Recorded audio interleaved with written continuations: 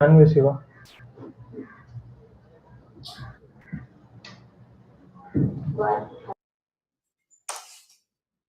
Hare Krishna. So we welcome everyone for today's discussion on Bhagavad Gita. We are going to read 17th or 18th verse onwards. Abhishek.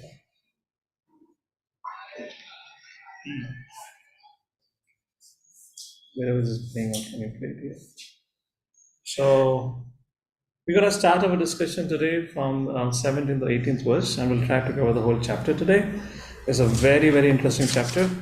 So before we begin our journey, let us offer prayers together, and then we'll take a look into this chapter 3 titled as Karma Yoga.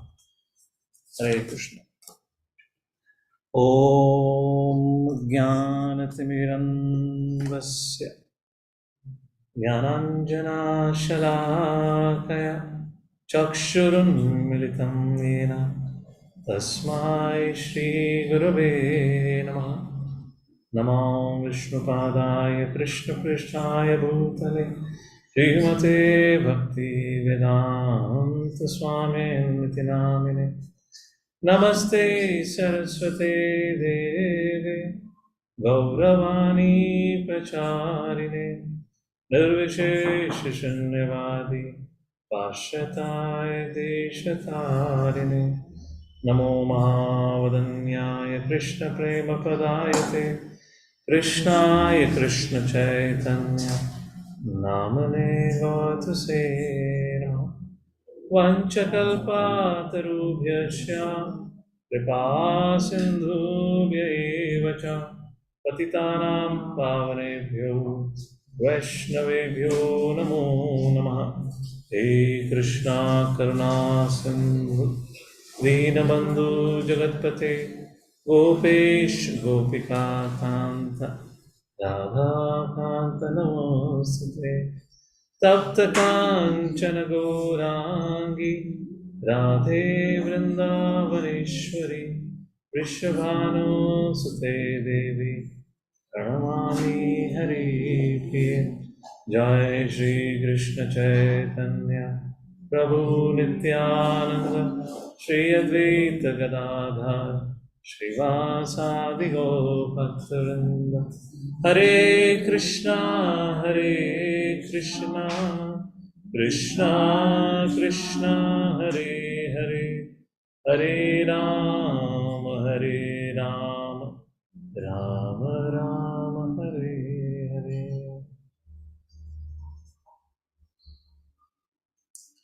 Hare Krishna. So we welcome each and every one of you once again, and for those who are sitting here in person and all those who are online attending this program.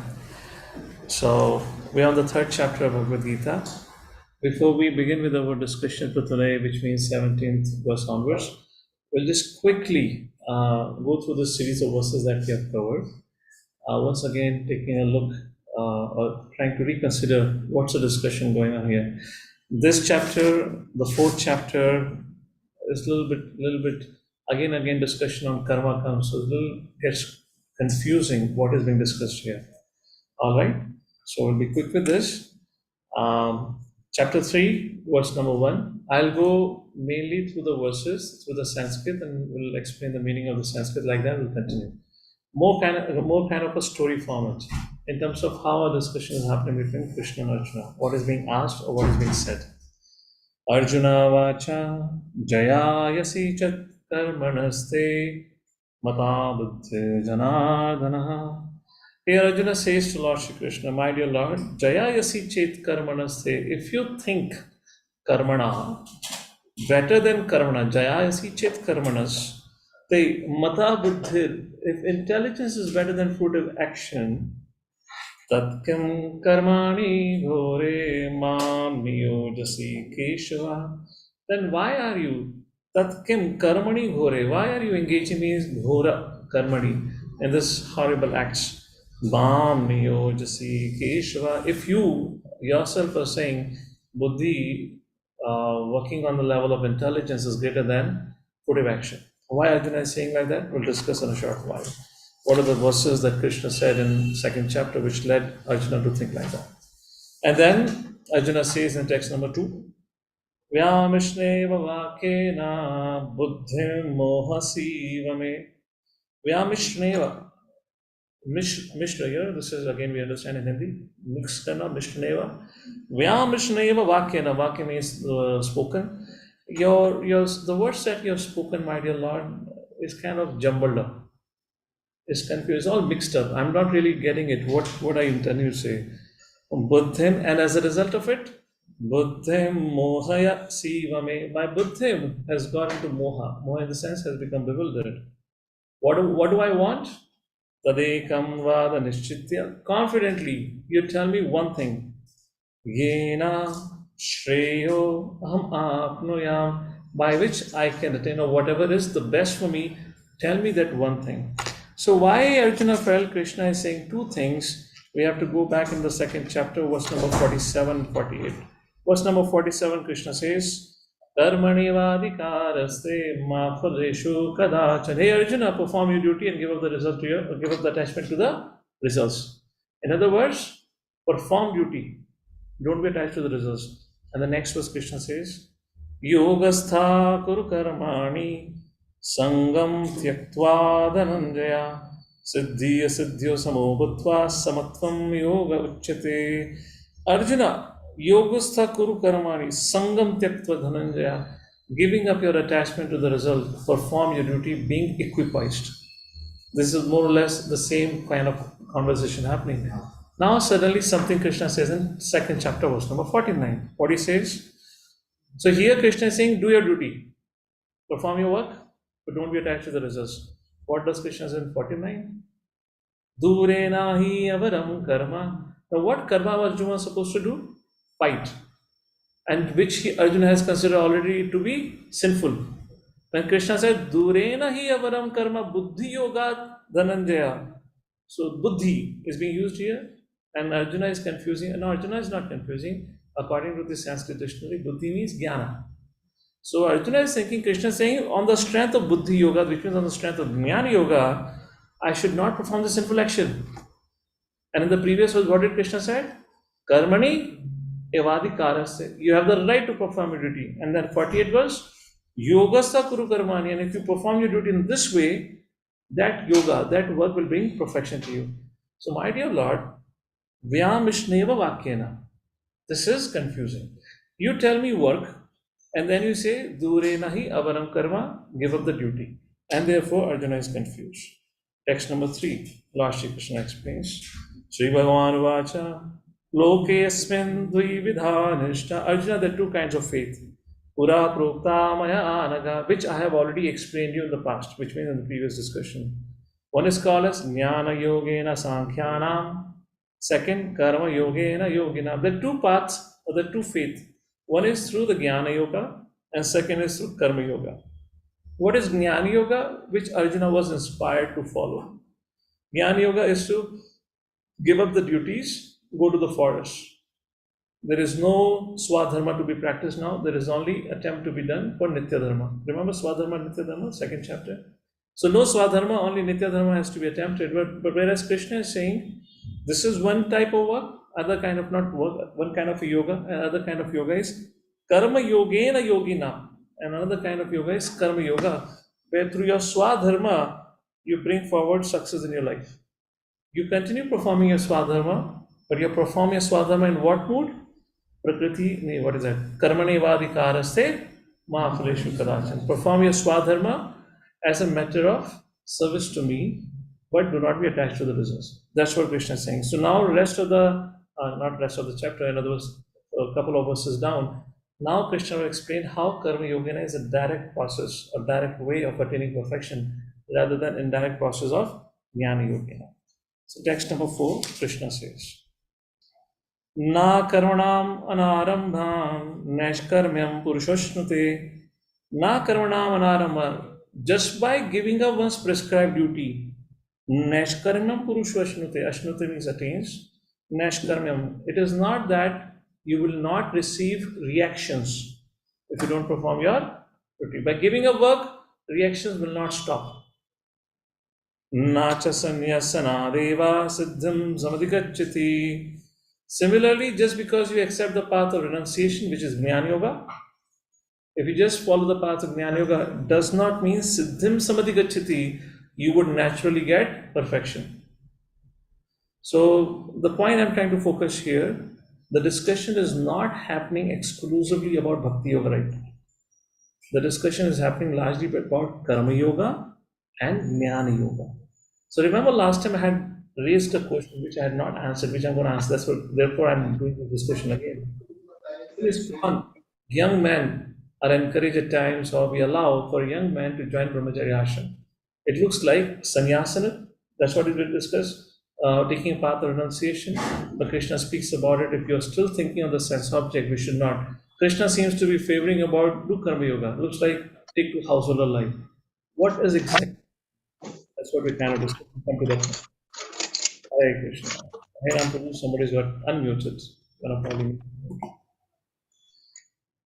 So, okay, na karmanam, this is the point. And this point, 2 points which made, by giving up swadharma, the reactions don't stop. By taking up sannyas, which means jnana yoga, you don't attain perfection automatically. Are being further elucidated in text number 5 and text number 6. Text number 5, nahi kashit shanam api jatu tishtati karmakrit. Nahi kashit, shana means time. There is no time or moment jatu tishtati karmakrit where you cannot perform action. Akarma, you can be without action. There is no time in life. Karyate hi avashah karma. Avasha means forcefully. You will be forced to perform an action. Sarva prakriti jaya gunahe. How? Under the influence of modes of material nature, you will be forced, you will be compelled and impelled to perform an action. There is never ever a shana, moment in your life where you can be without an action.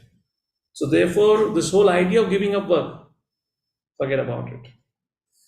Hare Krishna, if in any case anyone has joined for the first time today, don't get frightened. We are not even reading the translation. Forget about the purport. We have discussed this last time. I'm just kind of giving you again, we're kind of, you can call it reviewing it that way, okay? So I'm a little bit quick here. And then in text number 6, Krishna speaks about the second part of the 4th verse. Na cha sanyasanadeva siddham samadhi gacchati, where Krishna says, why I'm saying that somebody just accepting sannyas, which means jnana yoga, does not attain perfection automatically? Krishna says, karmendriyani samyamya ya aste manasa smaran. They're artificially trying to control their karma indriya. However, their mind is yet meditating or contemplating on indriyatha vinudhatma. They're still contemplating on sense objects, and therefore they make a fool out of themselves. Mityachara sa uchyate, and they're called as pretenders. So the discussion is karma yoga versus jnana yoga. The why Krishna is saying no jnana yoga, no jnana yoga. The reason is the prerequisite to practice jnana yoga is purification of heart. That purification heart comes from karma yoga. Before you can go to the jnana yoga process, which means sannyas path, renunciation of activity, prior to that one has to perform an action without the desire for the result. That is called as karma yoga or nishkama karma yoga, which has largely been discussed in 3rd chapter. Unless somebody has lived a life performing nishkama karma yoga, where he has performed duty but have not had the desire to enjoy the results, through that the purification happens, which brings him to the next level of jnana yoga, where he can now give up the world. Please think about it. If you still have desires to enjoy this world, how can you think of giving up the world? Why do you do the work? So that you get artha, and artha is meant for fulfilling kama. Therefore, Krishna is saying it will not work out. That's the discussion going on here. Text number 7. So what do I do? Krishna says, Yasindriyani manasa niyamaravate Arjuna. Control your indriyas through the mind. Niyama, regulate them. And what do you do? Karmendriye karma yogam asakta savishishyate. Again you see, Krishna says, asakta, giving up attachment. Karmendriya, engage your karmendriya in what? Karma yoga. How do you perform karma yoga? Without attachment to the results. This is karma yoga. What to speak about yoga now? This is something I hope making a point here. And then text number 8, Krishna says, Arjuna, you need to perform some work because you cannot even maintain your body.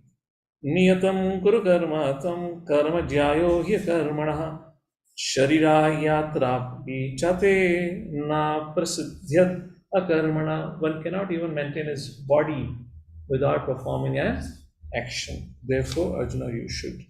And then finally, Krishna concludes his discussion how the work should be performed or what is the definition of Karma Yoga.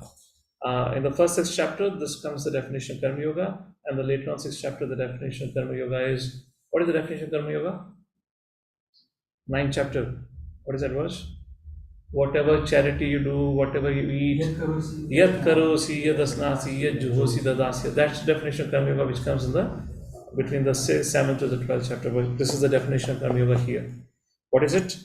Yagnarthat karmano nidra loko yam karma bandhanah tadartham karma kaunteya mukta sangha samachara. The work which is done for my sake, mukta sangha samachara, would only liberate you. However, yagnarthat, if the work is done not for me but for yourself, lokoyam karma, that work will bind you. Arjuna, understand the nature of work. The work can be done right now. Krishna is only talking about the work can be done in 2 ways.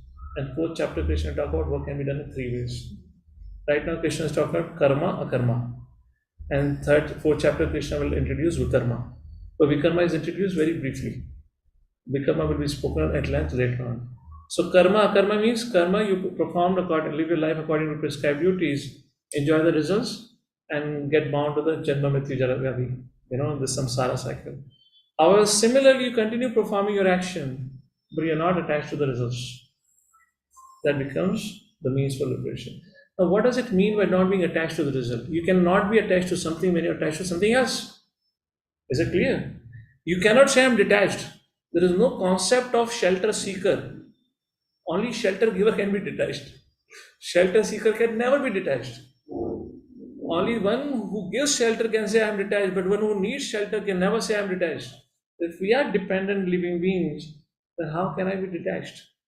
The meaning of detachment is attachment to Krishna. When we are attached to Krishna, then but naturally we become detached to the matter. Raso varjam, raso prisya, param drashtva nivartate. So when we develop a higher taste, lower taste automatically goes. That's a concept and principle discussion. So Arjuna ponders, he said, my dear Lord, what if people are not able to perform Karma Yoga, which means what if they're not able to live their life in terms of giving up the results of their work? What is about for them? Krishna says, okay, Arjuna, see, Jnana Yoga is out of bounds of people. It's just not possible, very difficult. For Jnana Yoga, first of all, person has to be Karma Yogi. Then only you can qualify to be Jnana Yoga. Now, if you cannot be qualified for Karma Yogi, what you should do? Okay, perform Karma Kanda, but live according to Vedic regulations. Now, when you perform Karma Kanda, the principles of Karma Kanda dictates one should perform sacrifice. There is a sacrifice for brahmachari, there is a sacrifice for grahastha, there is a sacrifice for vanaprastha, there is a sacrifice for sannyasis in different ashrams. Grahastha, one of the biggest sacrifices, charity. And one of the aspects of charity for grahastha is traditionally, one example that we all know, Srila Prabhupada, father, every day he will feed 4 sadhus. So there used to be a culture, I don't know if any one of you have seen in your family, maybe your grandparents, somebody, where they would call sadhus or somebody. So the Vedic culture dictates a grahastha goes out of the house and he screams, "Khana ready hai? Hari bol! किसी को भूख लगा है? आ जाओ." अब सोचो 18 floor पे खड़े होकर कहोगे तो कोई नहीं आने वाला, पक्षी भी नहीं आने वाला यहाँ तो, और ग्राउंड फ्लोर पे चले गए तो पूरा हिंदीवाड़ी गांव आ जाएगा. I should say in English, I believe I said in Hindi. What I want to say, if somebody screams at the top of his voice while standing on the 18th floor, we are on the 18th floor right now, nobody's going to come. So somebody can say, I'll take this charity, it's a good charity. बोलने में क्या जाता है, कोई आने वाला नहीं है. So that doesn't work. But somebody says, Prabhuji, I'm on the ground floor, it's very risky. If I go and every day say, Khana ready, aa jao, so our family will die because of that. We'll not get anything about it. So what's the practical application of it? Every day we can take out some grain. I'm just talking about this again, what is being discussed in the next section, a practical application. Every day we can take out some amount of grain. At the end of the month, go and give it to temple or give it to brahmanas. That is what act of charity has to be performed. And that is what is being highlighted last in the 10th verse to 16th verse. Krishna says, Sahayagna praja sashva puruvach prajapati anena prasavi yadvam Esha vo ast ishtakam. I have created this culture of mutual dependency between the men and the demigods, where the men perform their sacrifices for the pleasure of the devtas, and they being pleased, fulfill the desires of living entities. Text number 11 is exactly what I just said right now. Devan bhavyat Devan bhavyatanena te deva bhavayantua. So when you please the devtas, the deva bhavayantu, being pleased by you, they will please you. Parasparam bhavayantaha. Parasparam is coming together. Shreya param avavshata. Like that, the living being in this world can live happily. Parasparam, by mutual cooperation. Text number 12. However, if somebody says, nahi karunga, Krishna says, teri aisi taisi. So no, 12th verse. Ishta bhogani vo deva dashant yagna bhavitaha tay dattan apradayebhyam. Somebody says, I will not do it. This is last two lines. Yo bhungte stena eva. Stena means thief. You'll be called as a thief. Arjuna said, oh, really? My dear Lord, I have no desires. My dear Lord, I'm not gonna cook anything. My dear Lord, I'm gonna go to the forest. I will go and beg, or else I'll eat the fruits which are growing on the trees. So therefore, has proven I don't need to perform any yajna because I have no dependency on the devtas now because I'm not working hard anything. Krishna says, no, no, no. Text number 13. Then Krishna argues that Yajna Shishta Sinha Santu. Yajna Shishta, which means offered in the yajna. Asina means to grant, to accept. Santu by the devotee Santa. Muchante Sarva Kil Vishen. What happens? Such a prasad, when you take prasadam, it sets you free from all sinful reactions. Munjate tu vasam papa. But people eat only sin. Which kind of people? Ye pachanti atma karanat. Those who cook atma karanat for one's sense gratification, they only eat sin. So you cannot say, Arjuna, that you will go to the forest and you will pluck the fruits from the tree. But who is giving you that fruit? That is also my energy. So there is no way you can escape from performing your duty of yajna. And text number 14 and 15, Krishna gives the whole how, these are the two famous verses, particularly this verse. If somebody would ask Prabhupada, give us some practical quotation from Bhagavad Gita. Prabhupada will often quote this practical quotation. What is that? Anna bhavanti bhutani parjanyan samava yagna bhavati parjanyo yagna karma samudvaha. The bodies are formed from the food. Food comes from parjanyo, rain comes from yajna, and yajna is formed out of karma. Yaswa dharma. So question arises, where does the yajna, if yajna is born out of duties, then why do I need to, why Krishna said yajnapati? Where is Krishna here? Vishnu is not involved. If I perform my duty, karma is sarvashesh then. Yajna is born out of karma, then where is Vishnu here? Text number 15. So where is your duties described? Who tells you what is your prescribed duty? Text number 15. Karma brahmodhavam vedhi brahmakshara samudbhavam tasma sarvagatam brahma nityam jagni pratishtitam. Tasma sarvagatam brahma nityam jagni pratishtitam. The second line, brahmakshara samudbhavam. Arjuna, this knowledge of what is prescribed duties and how to perform it is given in Vedas. Brahma akshara samudbhavam. And who has given this Vedas? I have given this Vedas. That completes the cycle. You got it? So body comes from food, food comes from rain comes from yajna. Yajna is born out of prescribed duties. Prescribed duties are described in Vedas. And Vedas goal is Vedasya sarva aham aiva vyati vedanta veda vichaham, which is with Krishna. And Krishna later on will say, Mamai Vamsa Chivuta Bhuta Sanatana, cycle complete. So this is what this is called the food cycle. Proprietary food cycle according to Bhagavad Gita. And then this is done, and now we are about to start our discussion. So what happens if it is not followed? Text number 16. Evam pravartitam chakram nano vartayati hayah aghayu indriyaramo moham patha sajivati. Agha, sin. Aghayu, life is full of sins. Indriyaramo, Indriya Ramo. He should be named as Indriya Ramo. It's a new name for sense gratifier. Huh? Indriya Ramo means a sense gratifier. So he can be named as Mr. Indriya Ramo, who is busy in gratifying his senses. Mogam Patha as a Jivati. Useless. It's not even worth living. That's what Krishna says. And then text number 17 and 18. All right, so this is what was a discussion last week. Now we'll focus. Last time, 7, 18, 19, I just briefly summed it up. We'll take a look into it. So fine, I hope you've got the whole kind of flow of discussion, what's going on here. Discussion largely between Karma Yoga and Jnana Yoga. And now Arjuna is asking question, what if somebody is not able to perform Karma Yoga? Krishna says, okay, do Karma Kanda. And Karma Kanda means yajna, sacrifices prescribed for yoga. So that discussion ends here in 16th verse.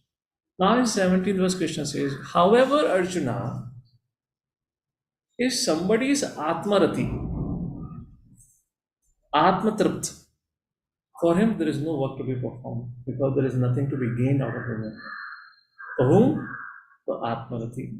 Who is Atmatript? That is text number 17. Yastu atmartareva syat atma triptascha manavah atmaneva cha santushtas tasya karyam na vidyate. Atmarati, self-satisfied, who rejoices within himself. Atma triptas, tript. We get this expression tripti after Sunday feast.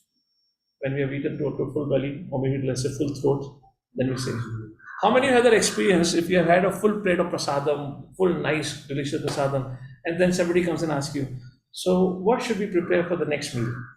And how many feel? Jo aapki ichha ho. That is the height of, that is the time we actually experience the perfect renunciation. If you want to know what is perfect renunciation, full detachment. When you have once your full plate, once you're full up to your throat, you have eaten it, and then somebody comes and asks you, what should be the next menu? Aapki jo bhi ichha ho. That is what is meant by Atmatripti here. Atmani eva cha santushtas. And he rejoices within oneself. Tasya karyam na vidyate. For such a person, there is no work to be performed. All right. Then text number 18, second point now. Naiva. Now Krishna is using the art of negation. By art of negating, he is saying what to be done, what not to be done. Like it's interesting, we're putting a point here. Naiva tasya kratenartho. Naiva tasya kratenartho. For such a person, kratenartho, there is nothing to be gained. Artha. There is nothing to be gained. Na krateneha kasyanaha. And there is no loss if he performs his work also. Nachasya sarvabhuteshu kashyad artha web ashraya. Web ashraya means shelter.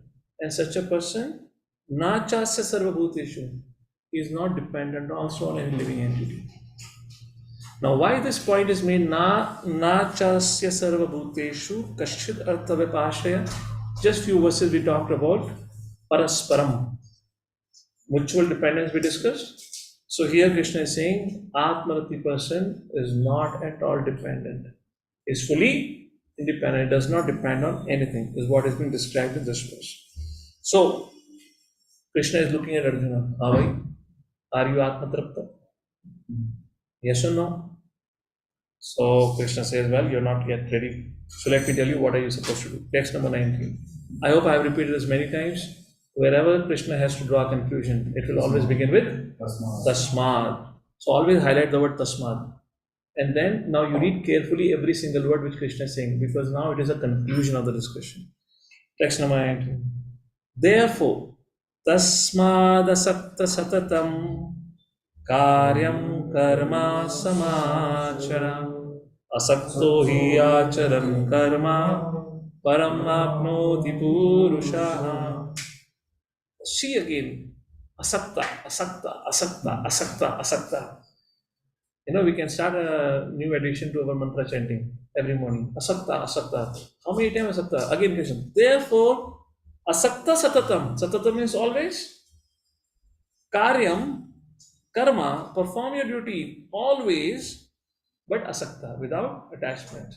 Ishopanishad, text number 2.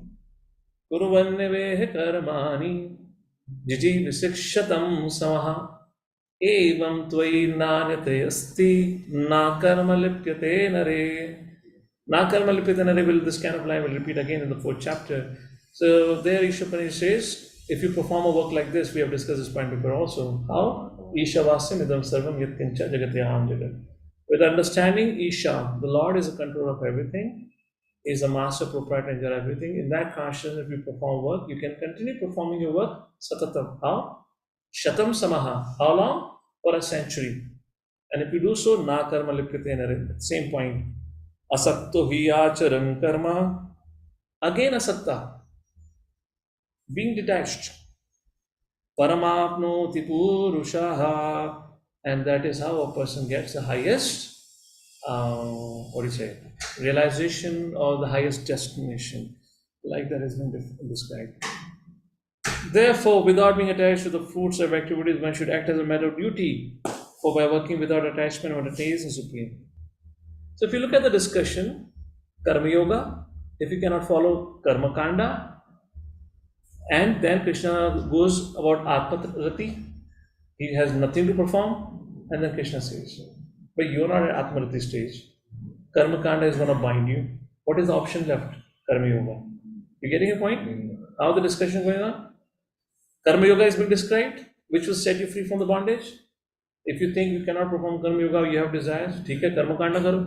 But the problem with Karma Kanda, it will bind you. And then he speaks about Atmarati. Would you want to become like Atmarati, who's fully independent? Then what you're supposed to do? Tasma asakta satatam. Perform a duty without attachment. Now, what does it mean, perform a duty without attachment or perform a duty with detachment? Again, as I said in the beginning, which means do it for Guru and Varana. It should be for the pleasure of Vaishnavas. It should be for the pleasure of Krishna. Because we cannot not do anything without fulfilling any interest. Yes? There has to be some purpose fulfilled. And what Krishna is saying, just change the content of your purpose. What do you mean content of purpose? Right now the content of purpose is fulfilling my intent. It should be, that's a content. What's our purpose made up of? Our purpose is made up of my desire should be fulfilled. But in Ishopanishad we read about Ekatvam. What is Ekatvam? Oneness. What Mayavadi says oneness as? You become one with the Lord. No. What is the meaning of becoming one with the Lord is becoming one in interest with the Lord. Where your purpose is same as the purpose of the Lord. And how do we become one with the purpose of the Lord? That is possible through by becoming one with the purpose of our spiritual master. Because we don't have direct access to the Lord. So how do we become one with the principle, with the purpose of the Lord? By aligning ourselves with the devotees of the Lord. Because they are aligning themselves with the Lord, and if we align ourselves with them, but naturally we become to align with the Lord. That's a principle. That's a point being discussed here. All right. And now text number 20, Krishna gives an example. Arjuna, I'm not experimenting on you. Many times people think, okay, experiment to nahi. No, I'm not experimenting on you. Karmaneva hi samsiddhim. Just by performing one swadharma, one attained siddhim. Who is that? Asitha Janakadaya. No other than the father of Mother Sita. Janakadaya. Loka sangraham evapi sampashyan kartumarhasi. Two things are being highlighted here. By following one's swadharma, following one's prescribed duties as Krishna described, Karma Yoga, anyone attained perfection? Yes. That is Janak Maharaj. He was already a selfless soul. Yet he continued performing work. And very interesting if you pay attention to the third line. That's where the importance lies in, a little bit reading the Sanskrit. Then we relish what is going on here. Why Janak Maharaj? Janak Maharaj never renounced. Janak Maharaj never went to the forest. Why? Loka sangraham evapi sampashyan kartumarhasi. For the benefit of Loka. To teach by an example. Srila Vishwanath Chakravarti Thakur writes, people learn by seeing an example. Very, very important point. We'll a little bit elaborate in a short while. Somebody would like to read a purport? Hare Krishna. हमारे भक्त वृंदो Mother Satya, go ahead. Kings like Janaka were all self realized souls, consequently, they had no obligation to perform the prescribed duties in the Vedas. Nonetheless, they performed all prescribed activities just to set examples for the people in general. Janaka was the father of Sita and father in law of Lord Sri Rama. Being a great devotee of the Lord, he was transcendently situated, but because he was the king of Mithila, a subdivision of Bihar province in India, he had to teach his subjects how to perform prescribed duties. Lord Krishna and Arjuna, the Lord's eternal friend, had no need to fight in the battle of Kurukshetra, but they fought to teach people in general that violence is also necessary in a situation where good arguments fail. Before the battle of Kurukshetra, every effort was made to avoid the war even by the Supreme Personality of Godhead, but the other party was determined to fight. So, for such a right cause, there is a necessity for fighting. Although one who is situated in Krishna consciousness may not have any interest in the world, he still works to teach the public how to live and how to act. Experienced persons in Krishna consciousness can act in such a way that others will follow, and this is explained in the following verse. Hare Krishna. Now comes, thank you, Mother Satya. Thank you. Now comes a very, very important verse. यद्यदाचिरति श्रेष्ठस्तत्तदेवतरो जनः सायत् प्रमाणं कुरुते लोकस्तत् अनुवर्तते. Lord Shri Krishna says, Yatyat achrati shreshta achrati, whatever behavior, acharan, you say in Hindi? Yatyat achrati shrestha, whatever acharan, whatever behavior they follow, yatyat achrati shreshta tat eva taro janaha, that is being practiced by the masses. Sayat pramanam kurute pramanam, which means whatever lifestyle you established. Sayat pramanam kurute. Pranam means what kind of behavior you establish. You're getting that? Pramanam. Lokastad. Lokastad. Anuvartate. Anu. The word anu itself means to follow. Vartate. The follow behind. Either somebody is a leader, or either a leader means the temple president, leader means the government official, leader means the parents, leader means the teacher. Leader in essence means okay, settle down. After class, we'll have a break. We'll leave it. What was I saying? Lokastad anuvartate, right? Leader I was talking about. So, in essence, leader means a simple definition of leader is that there is somebody who looks up to you. You know, you're inspired, and anyone and everyone would have somebody who looks up to us in our social structure that we have. Generally, when we come along, there is always an expectation that, how we set our expectations. When we have expectations from others, is generally based on our own perception of life. See, I can do this much. To that degree, our expectation sets, right or no? If I cannot do something, our expectation would not be like that. For whatever I can do is what I would have the limit of my expectation. If I can wake up every morning by 4 o'clock, then my expectation would be, kuch nahi to kanga 4:30 to utho. If I cannot wake up at 4 o'clock, there is no way somebody would have an expectation of the party to get up at 2 o'clock. So the point is, our expectation is set according to what I am. Why I came to expectation? Okay, I forgot. What I was thinking. So when we have an expectation and when the expectations are not fulfilled, we become disturbed. The question is, why expectations are not fulfilled? And the only reason for expectations being not fulfilled is because we are not able to set a good example. We're not able to set a good example. Is that making sense? Yes. Hare Krishna. Every one of us in every relationship will have certain expectations, and when that expectation is not fulfilled, what that person is supposed to do? Stop crying, stop whining. It's called tamoguna. Don't complain. My followers are like this, my subordinates are like this, my family members are like this. You go and try doing that yourself. Show them by your example, teach them by your example, and that's how they learn it. People don't learn by being dictated. How many of you experience when you see people in action, that is where you feel more inspired? Or when you hear an example that such a such person or Prabhu or Mataji did like this, which means again an action, then you feel most inspired. Raise your hands. How many of you agree with that? So, dear parents, if your child is naughty and if your child is making some halla gulla, don't shout at your child and tell him to keep quiet because you're yourself shouting. So, how can you expect your child to keep quiet if you are screaming? So first of all, you have to set it up, show it up in your example, and that would happen. And this is can be explained in many ways, but that's the whole idea.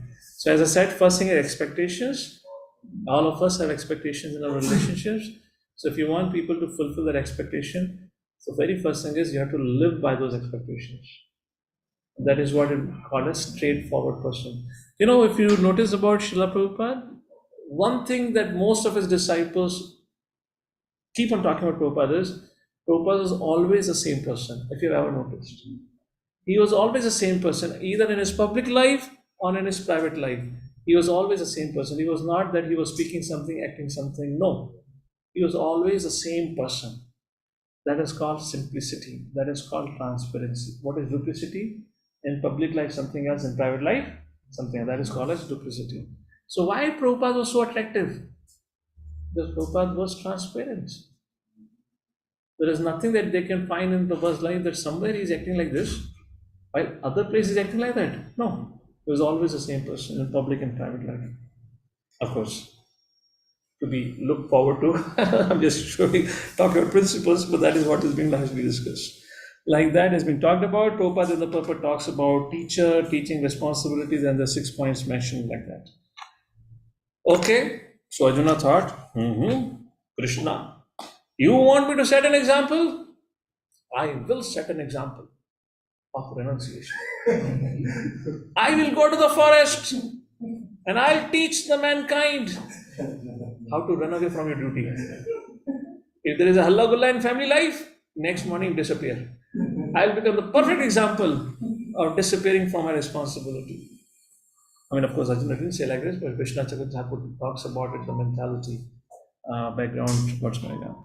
So Krishna says, well, all right. My dear Arjuna, let's consider you are qualified to perform Jnana Yoga. You can be a qualified renunciate.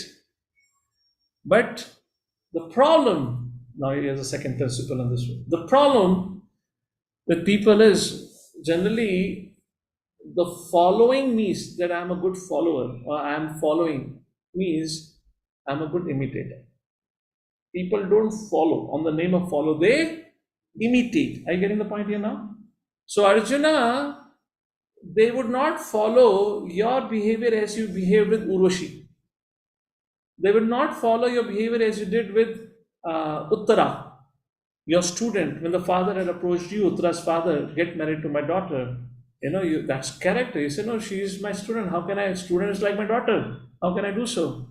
People would not follow, but people will imitate. What they will imitate? They will say, Arjuna gave up his responsibility. He went to the forest. He succeeded.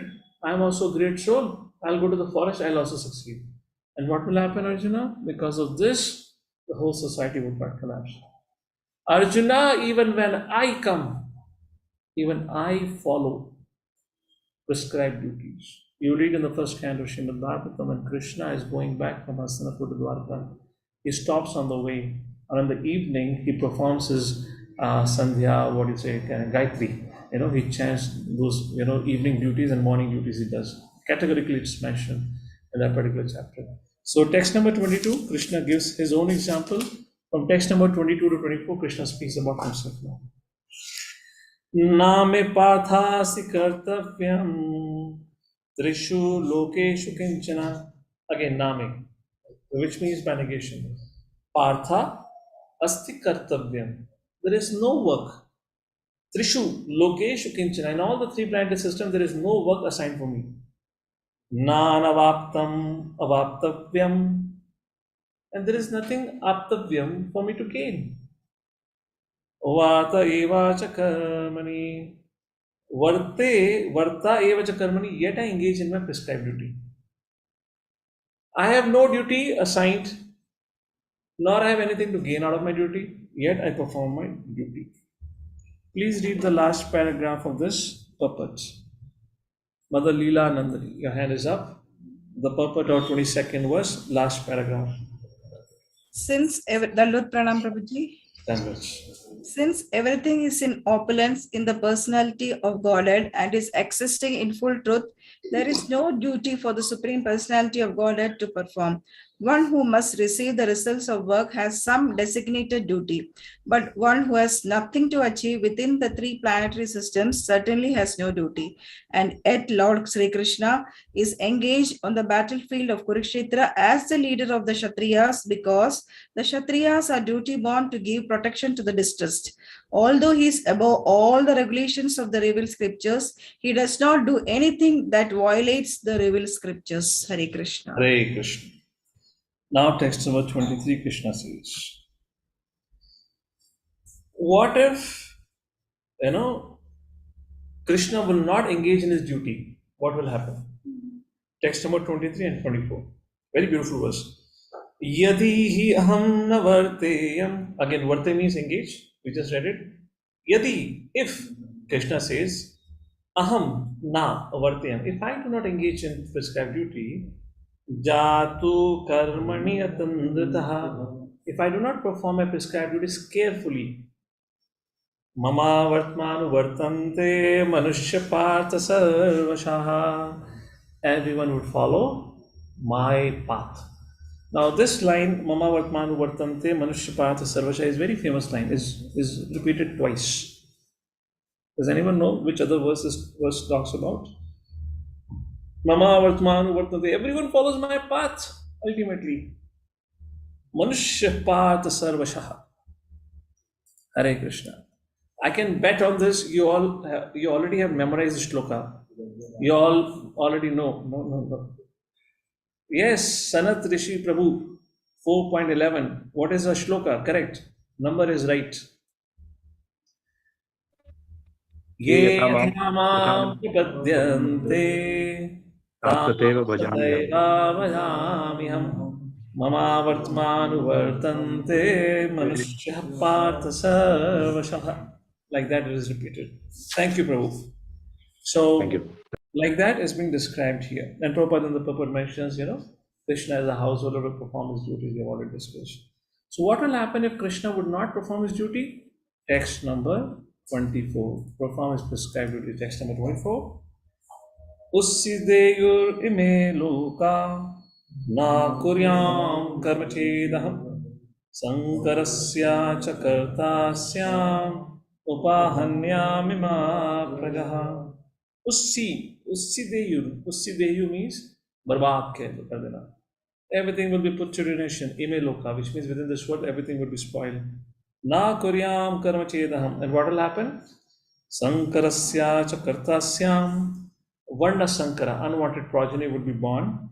Upanyamima praja, which will destroy all living entities. Translation.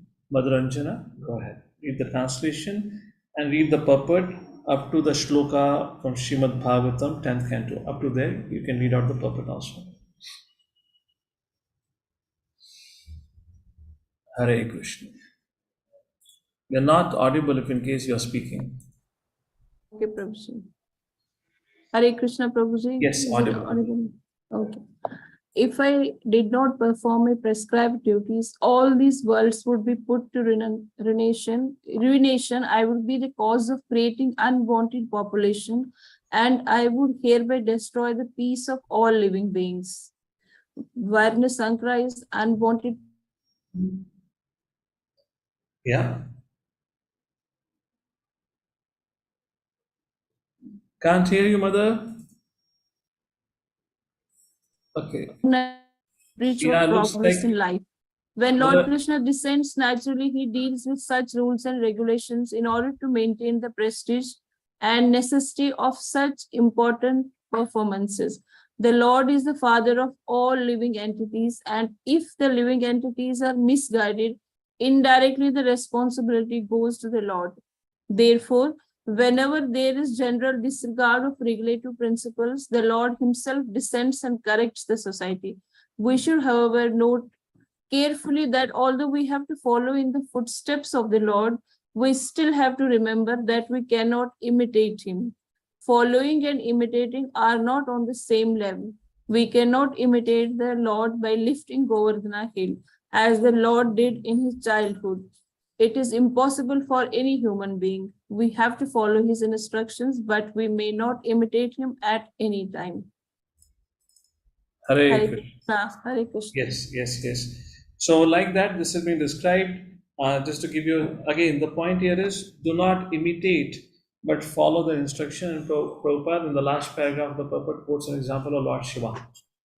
People imitate Lord Shiva by having big jatas, not wearing clothes, covering their body with ashes, and drinking that what ganja they call it, smoking ganja, etc. And they try to imitate Lord Shiva. Well, if you want to imitate Lord Shiva, then also drink poison like Lord Shiva did. You don't imitate everything. They will imitate what suits their interest. This is called as imitation. We should follow Lord Shiva in terms of he is always meditating on Sankarshan. He's compassionate, kind-hearted. So that's the whole point Prabhupada is making here. If Krishna says, if I do not perform my prescribed duties, everything will be put to donation. So Prabhupada makes a point. It's very important when we look at our senior. We should look and see what I'm supposed to follow. For example, if some senior has fallen sick and is not able to come, let's say you're 30-year-old and a senior, let's say your spiritual master is 60-year-old. There's a tremendous difference between your health and the health of that spiritual master, or let's say any senior for that reason. You cannot at the age of 30 understand what happened at the age of 60. You will not even understand what happened at the age of 40. I'm reaching this, so I know what's the change is happening now. What happened at the age of 60? And now imagine if that person, the great soul, went for a program, came a little late in the evening and slept at 10:30. And if he's not able to come for the morning program, अच्छा, वो भी तो नहीं आए, तो मैं भी नहीं जाता. If I also come late and then I say, okay, I should also not go. Okay, yes, you can do it when you are also following whatever he does. The amount of sacrifices, the amount of services, the amount of management that goes on here to deal with all kinds of people. So that is what is meant. So point here is, application point here is, as a subordinate, when we are in the role of subordinate, it's also great fortune to be always in the role of subordinate. I would say the biggest curse for a devotee could be to become senior. The biggest curse for a devotee would be to become a senior when he thinks there is nobody above me. I'm the senior most. And the greatest mercy it can be, I'm a subordinate, which means I always have some senior, which means I'm always protected. So in that sense, for a subordinate in that role, we should always see what is my duty in this situation, rather than thinking what the other person is doing. If you want to imitate for that reason, then think about the devotee when he was of your age. How did he live his life? And again, physical health could be different, a lot of factors. Ultimately, we should follow our duty, whatever our situation. That's the point here. And now, Lord Shri Krishna, after talking about this thing, giving his own example, once again concludes the discussion in verse number 25. And Krishna says, Sakta karmani avidvamso yatha kurvanti bharata. Arjuna, there are two kinds of living entities. One is called avidvamso, one is called a fool. How does he perform an action? Sakta karmani avidvamso. He performs an action. Yatha kurvanti bharata. He performs an action how? Attached. Sakta. He is attached to the type of work, is attached to his results. Sakta. What is he called? Avidvamsa. He is a fool. There is a second category of person. Kuryad vidvam tatha saktas.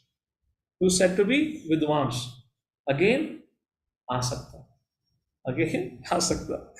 Chikashurloka sangraham. And such a person, you can translate it in a way, Chikashurloka sangraham. Such a person is qualified to lead. Such a person is qualified to lead. Lokaha sangraham. So parents, if we talk about it,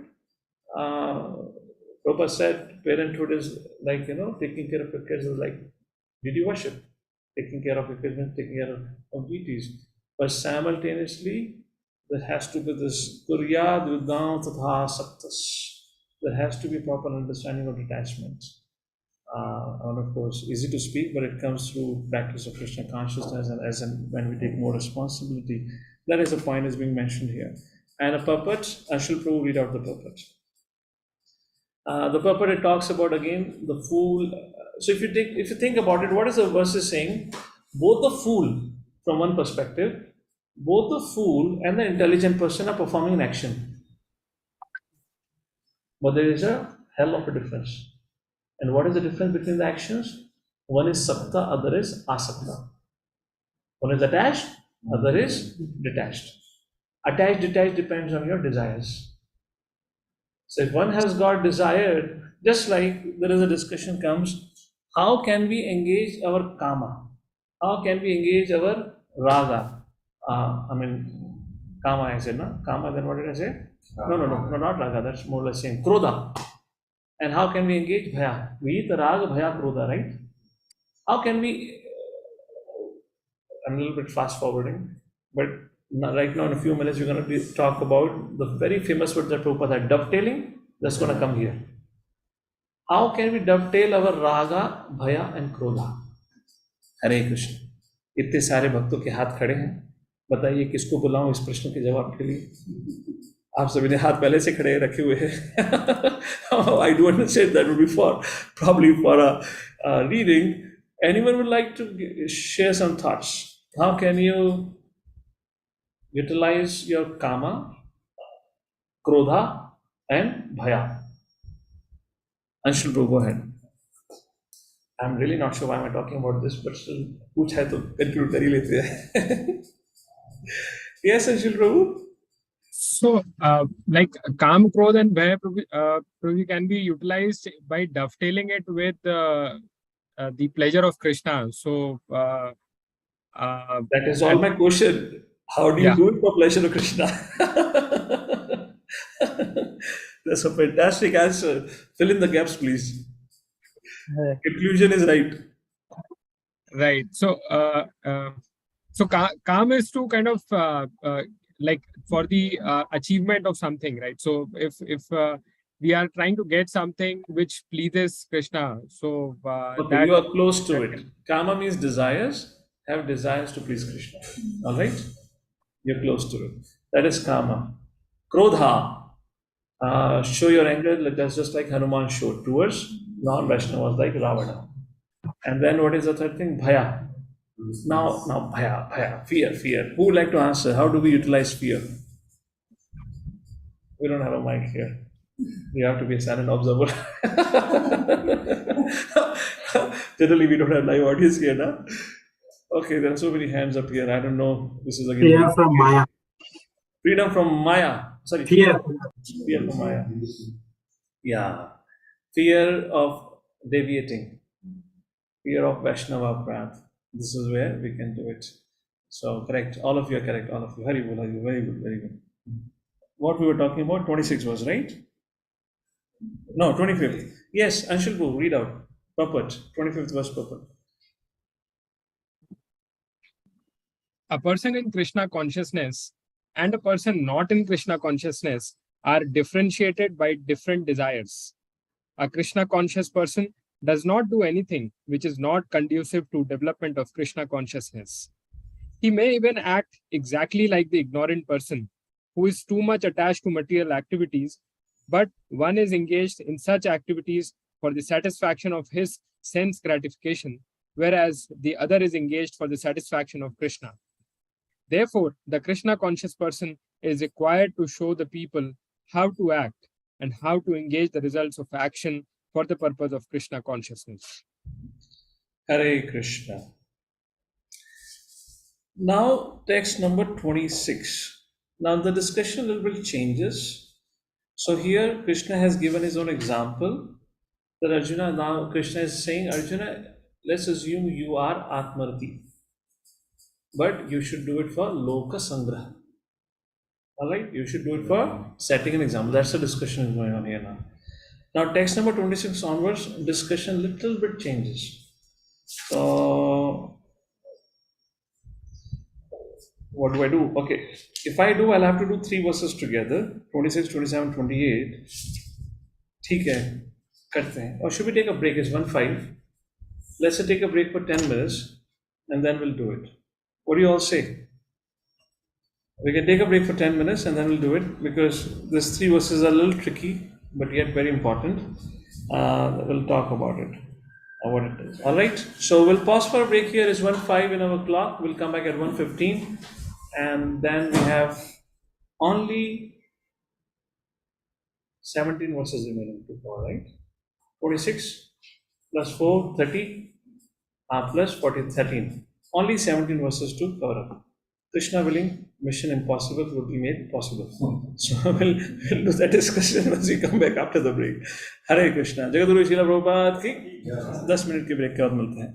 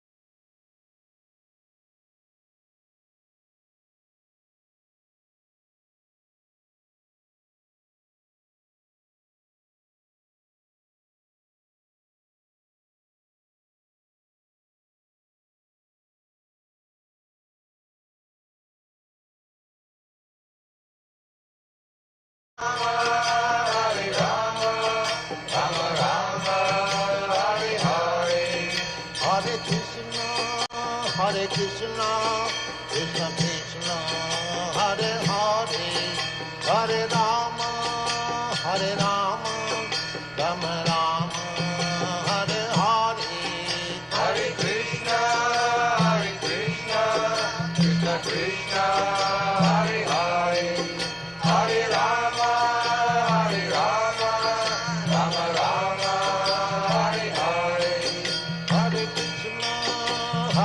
Krishna, Krishna Krishna, Hare Hare, Hare Rama, Rama Rama, Hare Hare, Hare Krishna, Krishna Krishna, Hare Hare, Hare Rama, Rama Rama, Hare Hare, Hare Krishna, Krishna Krishna, Hare Hare, Hare Rama, Rama Rama, Hare Hare, Hare Krishna, Krishna Krishna, Hare Hare, Hare Rama, Rama Rama, Hare Hare, Hare Krishna, Krishna Krishna, Hare Hare, Hare Rama, Rama Rama, Hare Hare,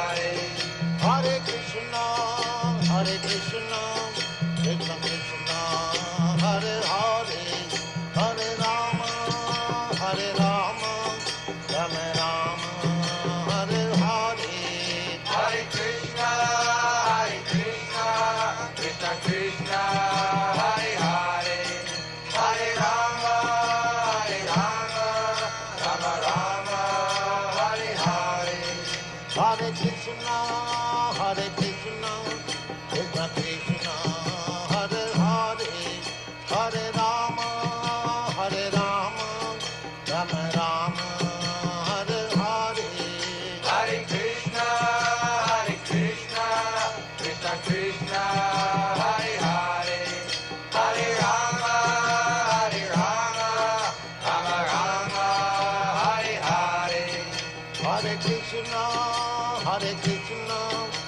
Krishna Krishna, Hare Hare, Hare Rama, Rama Rama, Hare Hare. Hare Krishna, Krishna Krishna, Hare Hare, Hare Rama, Rama Rama, Hare Hare. Hare Krishna, Krishna Krishna, Hare Hare, Hare Rama, Rama Rama, Hare Hare. Hare Krishna, Krishna Krishna, Hare Hare, Hare Rama, Rama Rama, Hare Hare. Hare Krishna, Krishna Krishna, Hare Hare, Hare Rama, Rama Rama, Hare Hare. Hare Krishna, Krishna Krishna, Hare Hare, Hare Rama, Rama Rama, Hare Hare. Hare Krishna, Krishna Krishna, Hare Hare, Hare Rama, Rama Rama, Hare Hare. Hare Krishna, Krishna Krishna, Hare Hare, Hare Rama, Rama Rama, Hare Hare. Hare Krishna, Krishna Krishna, Hare Hare, Hare Rama, Rama Rama, Hare Hare. Hare Krishna, Krishna Krishna, Hare Hare, Hare Rama, Rama Rama, Hare Hare. Hare Krishna, Krishna Krishna, Hare Hare, Hare Rama, Rama Rama, Hare Hare. Hare Krishna, Krishna Krishna, Hare Hare, Hare Rama,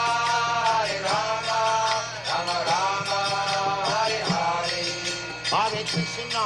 Hare Krishna, Krishna Krishna, Hare Hare, Hare Rama, Rama Rama, Hare Hare. Hare Krishna, Krishna Krishna, Hare Hare, Hare Rama, Rama Rama, Hare Hare.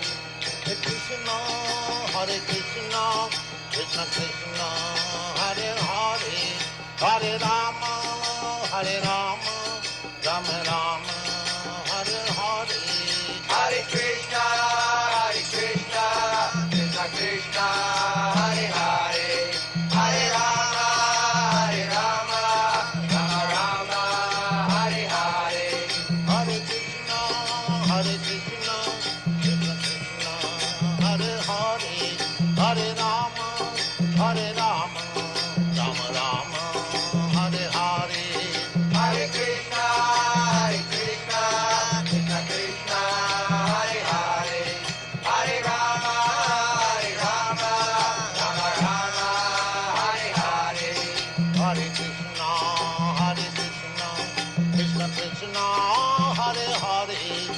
Hare Rama, Rama Rama, Hare Hare. Hare Krishna, Krishna Krishna, Hare Hare, Hare Rama, Rama Rama, Hare Hare. Hare Krishna, Krishna Krishna, Hare Hare, Hare Rama, Rama Rama, Hare Hare. Hare Krishna, Krishna Krishna, Hare Hare, Hare Rama, Rama Rama, Hare Hare. Hare Krishna, Krishna Krishna, Hare Hare, Hare Rama, Rama Rama, Hare Hare.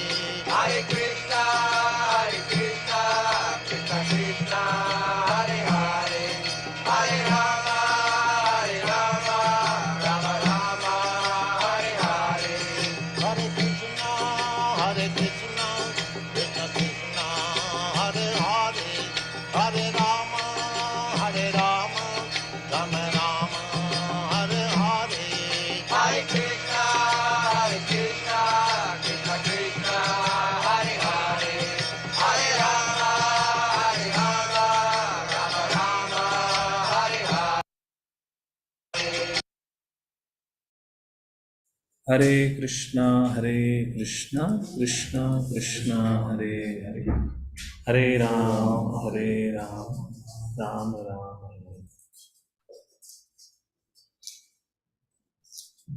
Hare Krishna Prabhu ji. Yes, धन्यवाद any? प्रणाम। हाँ, धनवश कौन बोल रहे हैं? प्रभु जी रति मंजरी बोल रही हूँ। कैसे हैं आप प्रभु जी?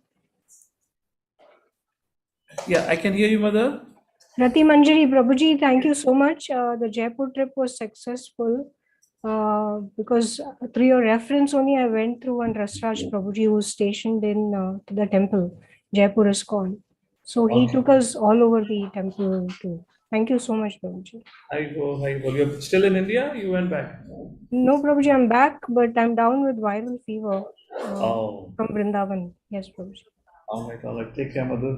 Thank you so much. Thank you, Prabhuji. Glad you're still able to join in. Thank you. Being sick. Thank you, Prabhuji. Hare Krishna. Anyone has any questions to begin with? Should I go ahead?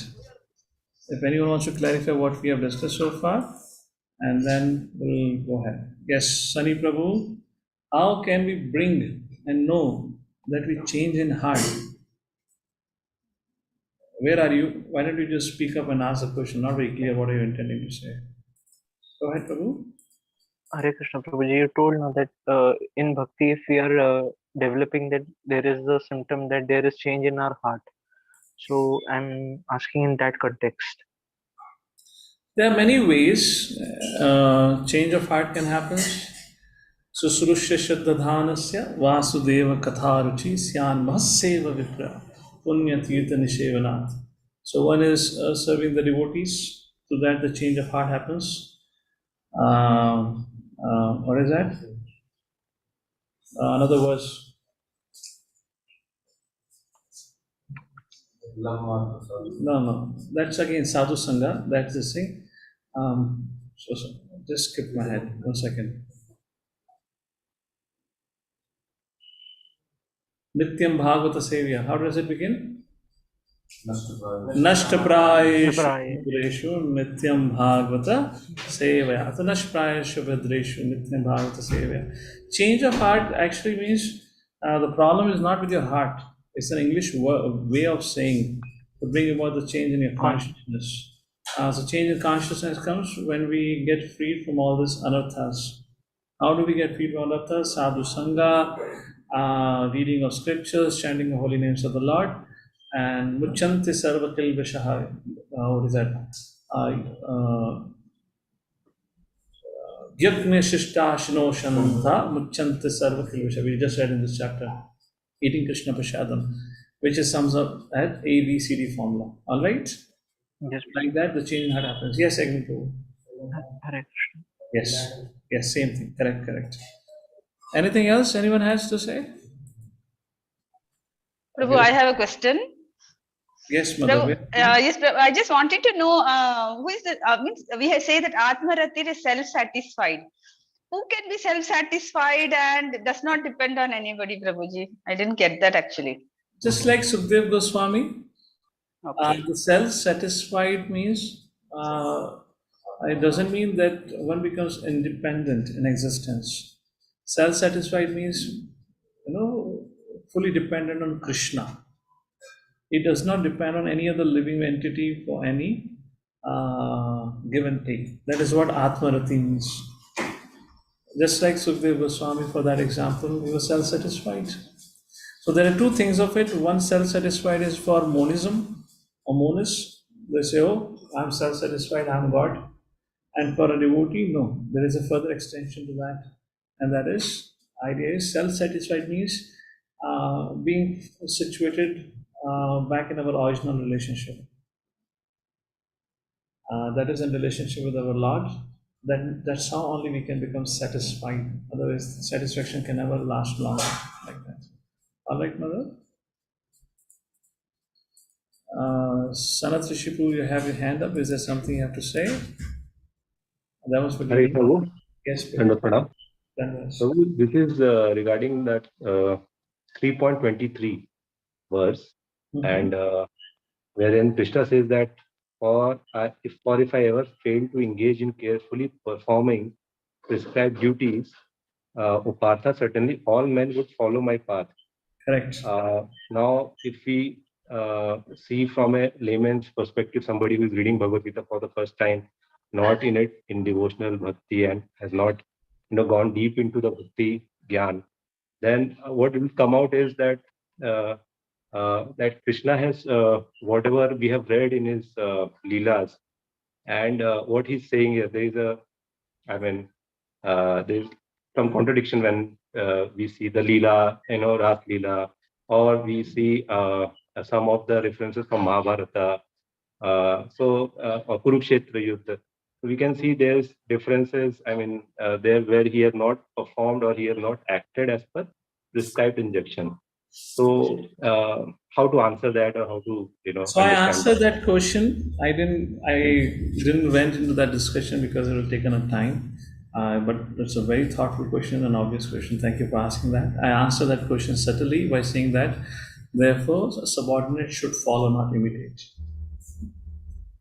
Now, for a layman, even if Krishna would have done, let's say, would have been a totally dharmic person according to mundane principles, yet they would have found a fault or a flaw, just like people find flaw with Lord Ram.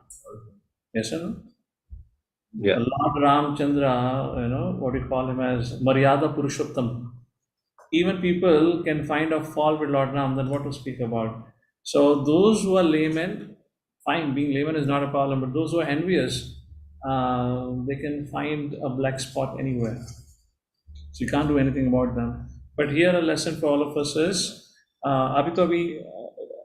have asked a question, now the verses I'm going to discuss, that's going to put many questions in your mind. It's a very interesting and tricky session going to come. Therefore, I thought let's take a break. You're a little refreshed before we go into some philosophical discussion. But for us, the application is we should follow, not imitate. Okay? And therefore, Prabhupada also goes example of Lord Shivas and Shiva's followers. Fine? Okay, Prabhu. For laymen, if they're confused, first of all, get them settled on Najayate Mriyate Va Kadacha. First, help them understand that, then you bring them to third chapter. Yeah. Then only you bring them over here. Okay, text number 26. Now comes interesting section, and now it's my time to ask question to all of you. Okay, text number 26. Na buddhi vedam janayat ajnanam karma sanginam. Krishna says, Na buddhi vedam janayat. Do not disturb. Buddhi bhed, which means create a doubt. Do not create a doubt or do not disturb. Whom? Ajnanam karma sanginam. Those who are ajnani. Who is ajnani? Who is attached to the work and the result of the work. Do not disturb these ignorant masses. Our whole movement is based on disturbing ignorant masses. So this is where I'm going to ask question to all of you now. And Krishna says, Na buddhi vedam. Do not disturb them. And what Krishna says? Joshya sarva karmani. You better do your duty dutifully. Don't go and tell others what to do. Vidwan yukta samacharam. Joshya sarva karmani vidwan yukta samacharam. Translation. So as not to disturb the minds of ignorant men attached to the fruitive results of prescribed duties, a learned man should not induce them to stop work. Rather, by working in the spirit of devotion, he should engage them in all sorts of activities for the gradual development of Krishna consciousness. Let's a little bit read the purport and then we'll talk about this.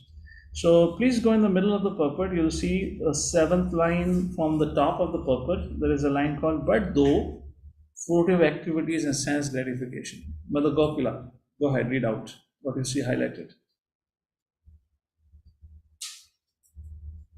But through fruitive activities and sense gratification, regulated by the Vedic rituals, one is gradually elevated to Krishna consciousness. Therefore, a realized soul in Krishna consciousness should not disturb others in their activities or understanding, but he should act by showing how the results of all work can be dedicated to the service of Krishna. The learned Krishna conscious person may act in such a way that the ignorant person working for sense gratification, may learn how to act and how to behave. Although the ignorant man is not to be disturbed in his activities, a slightly developed Krishna conscious person may directly be engaged in the service of the Lord without waiting for other Vedic formulas. So, For- okay, are you done reading, Mother? yes, I think it Yes, was yes. highlighted till there. Up to So that, correct.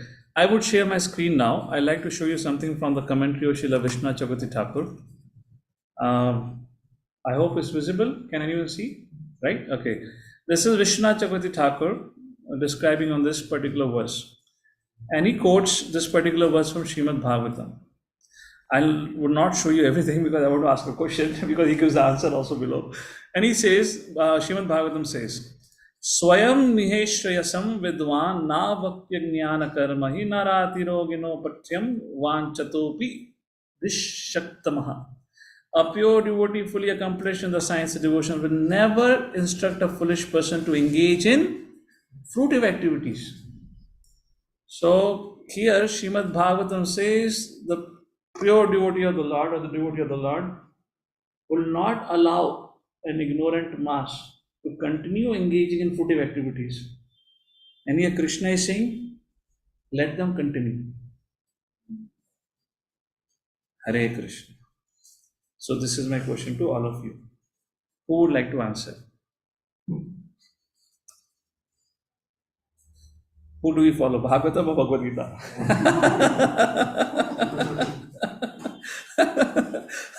What would you like to say in this regard? Any thoughts? I hope my question is clear. Can you repeat your question once more, Prabhuji?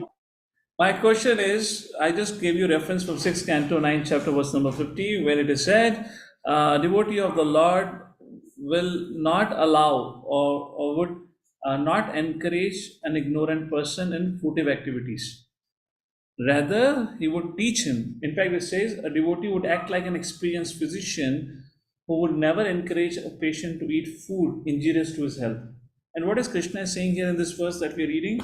Na buddhi vedam janayat ajnanam karma sanginam. Do not disturb the mind of foolish people. Who are foolish, who are attached to the results of their work, which means those who are karma kandi, fruitive workers. Do not disturb them. And Bhagavatam says, the devotee of the Lord cannot sit idle. He will disturb them. So, even if not Bhagavatam, my question to all of you is, if Krishna is saying do not disturb them, then why are we going out and distributing books? Because they can I take Yes. it? So one has to be, as a preacher, one has to be very compassionate, and the compassion principle is something which makes us drive. Okay. So that is what the verse of Srimad Bhagavatam said, right?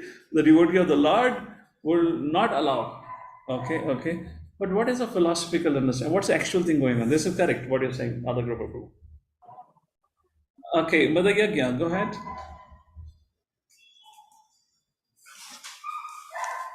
Hare Krishna Prabhu, Dandat Pranam. Mm-hmm. I think Lord Krishna here is saying that he's asking rather us to work in the spirit of devotion ourselves so that we can engage themselves in devotional activities, and by showing them the example, by walking on the principles ourselves, we can inspire them. Okay, this is going to be a little tricky. This is not an easy answer. I guess I should better go ahead and tell it in case anyone wants. Mother Chintamani, you would like to say, please go ahead.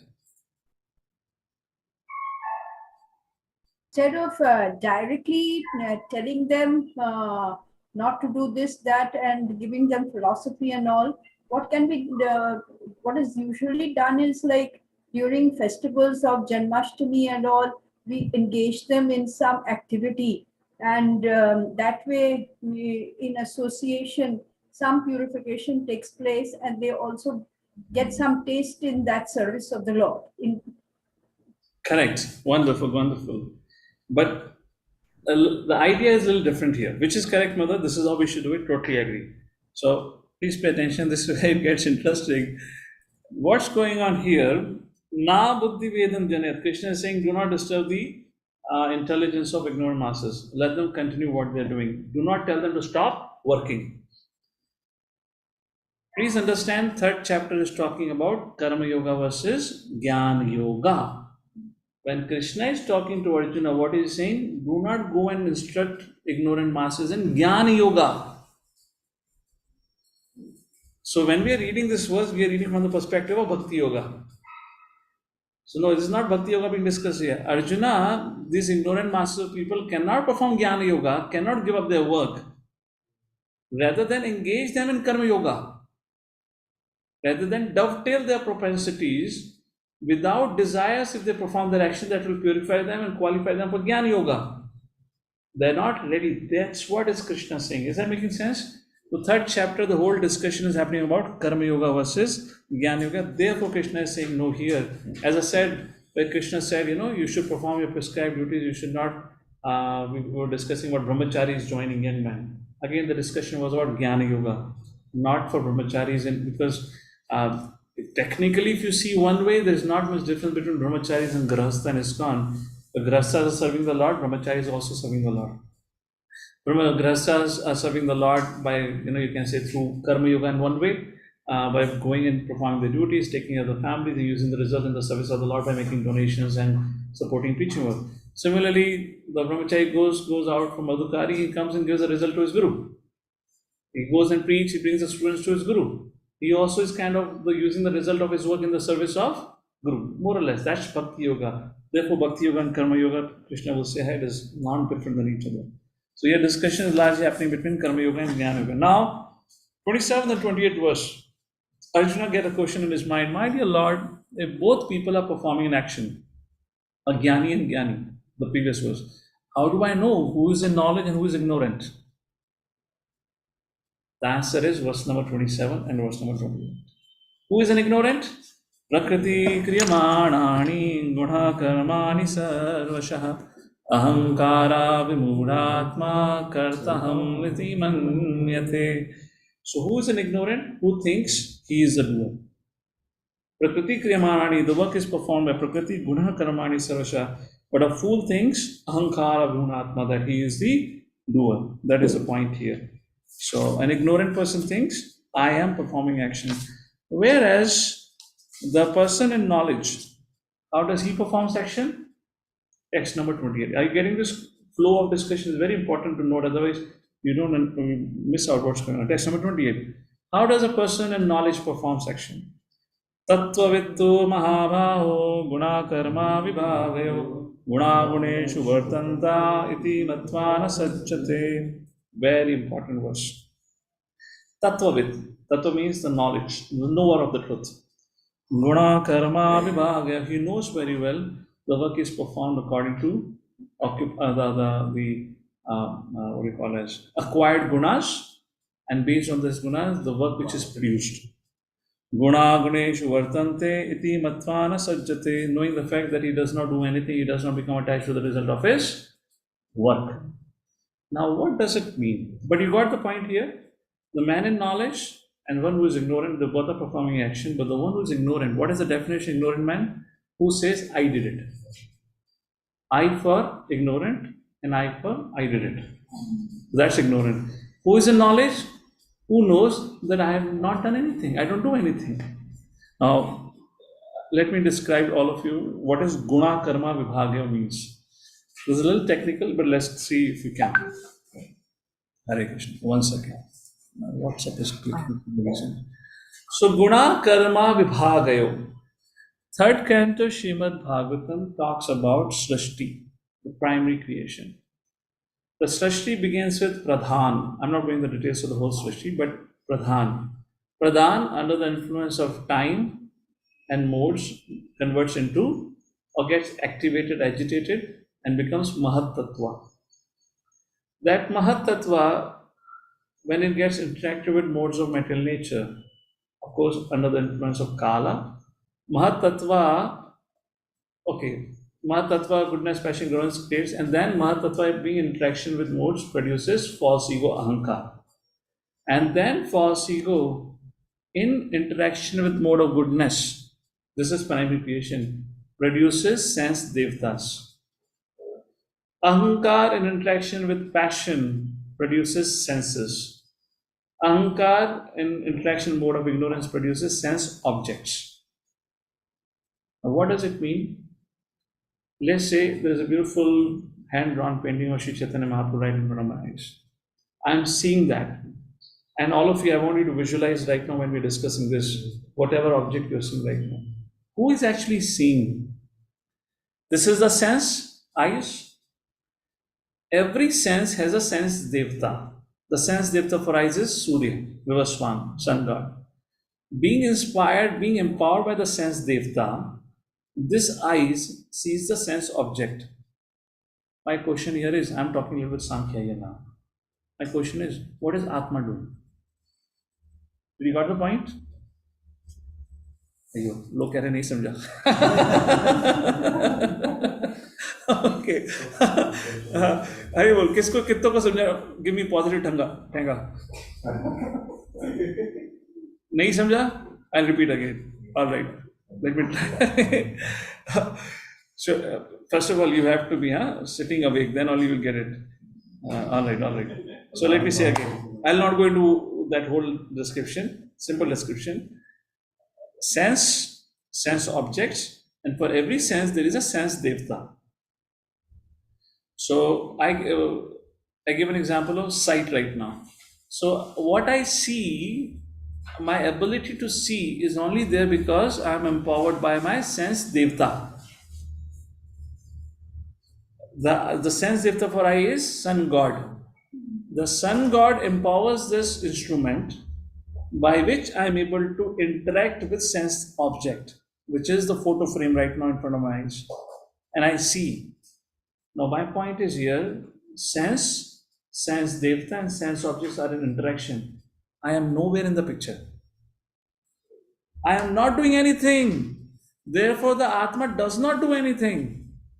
Prakriti kriyamanani gunakarmani sarvasha ahankara. Everything is done by Prakriti. This subject matter I'll explain more in details when we talk about 3 doers in the 5th chapter of Bhagavad Gita. Only thing the living entity does is desire. And when that desire is sanctioned by the Paramatma, then Paramatma instructs the material nature, and the material nature facilitates. Sense devtas are also material nature, na? Prior to sense, the material nature was there, goodness, passion, ignorance. So that material nature instructs sense devtas, empower the sense to interact with the sense object. So in one way, if you see, Paramatma is an observer. Even the Atma is observer. Atma is assuming I am doing something. The spirit and matter is, you might have heard, spirit and matter is incompatible. There is no question of spirit and matter getting in contact with each other.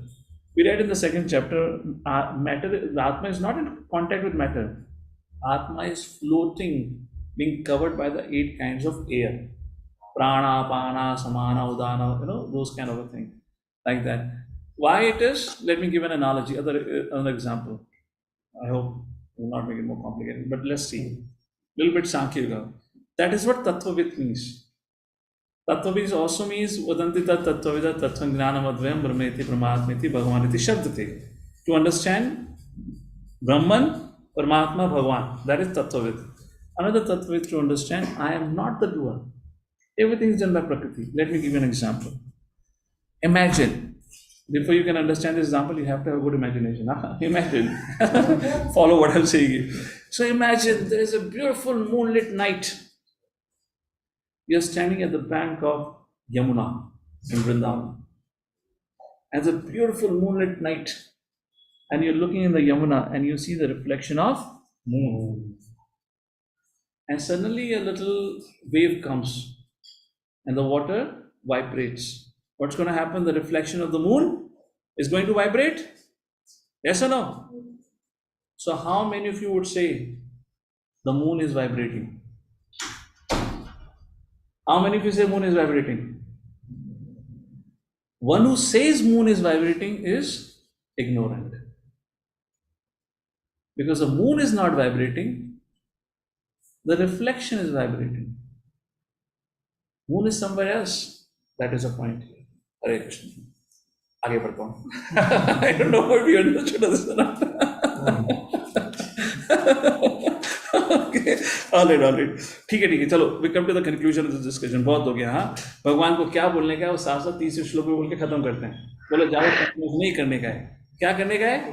मही सर्वाणि कर्माणि सन्यस्य अध्यात्म चेतसा निरासे निर्ममो बुद्ध्वा युध्यस्व विगताचरा. So time pass नहीं करने का है. उठो, युद्ध करो. If you can't understand philosophy, do this. So 3 things. Nirasir, nirmamo, vigata jaraha. So again, as I said, you'll see again and again Krishna would say, okay, get up and fight. Get up and fight. Thank God he didn't got up. अपने को कुछ समझ नहीं आता भगवद गीता. अर्जुन बोलता आज ही मैं उठ रहा हूँ.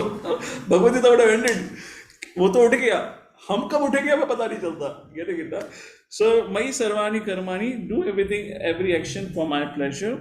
How do you do? Sannyas adhyatma chetasaha. Sannyas adhyatma. Adhyatma means the full knowledge. Chetasa by consciousness. What should be the consciousness? Nirasir.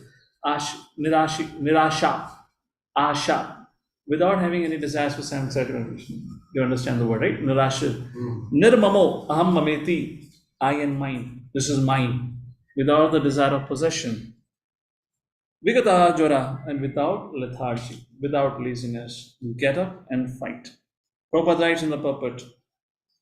The second line of the purport. The Lord instructs one has to become fully Krishna consciousness to discharge duties as if in military discipline. This is that famous line, which every youth preacher very confidently quotes wherever he's training youths. Hey, military discipline, Prabhupada said, get up. So that is the point which is mentioned here. And then Nirasa, Nirmama I have already discussed like that. And now 31 onwards, I'll not go a little more on Sanskrit here now. With some of the discussion, we'll go to the last section. What are the effects of following? If one follows Krishna's instructions like this, what happens? Ye me matam idam nityam anutishtanti manavaha shraddhavanto anasyanto muchyanti tepi karmabi. So what happens? Shraddhavanto with faith, anasyanto without envy. If one follows my instruction, as I've said, with faith, without envy, muchyanti tepi karmabhi, one becomes free from the bondage of fruitive activities. Faith is a foundation of everything that we do. Faith is the foundation of every relationship that we have. So with faith, if we follow the instruction of Lord Shri Krishna, have faith. And when we talk about faith, faith is always based on knowledge. If it is not based on knowledge, when our faith is tested, we very easily break into pieces. So therefore, ahead we're going to read about Divya Jnana so that we understand more about Lord. So far, the divinity of Lord has not been discussed, right? Krishna is saying, Arjuna, what you should do. But Krishna here says with faith, the question can come, my dear Lord, how can I have faith on you? So faith can only have when I know about you. Therefore, in 4th chapter, Krishna will speak about him. Okay. I'll summarize this now. Text number 32. What happens to those who disregard? Harinam Krishna, please read the translation. 32nd verse.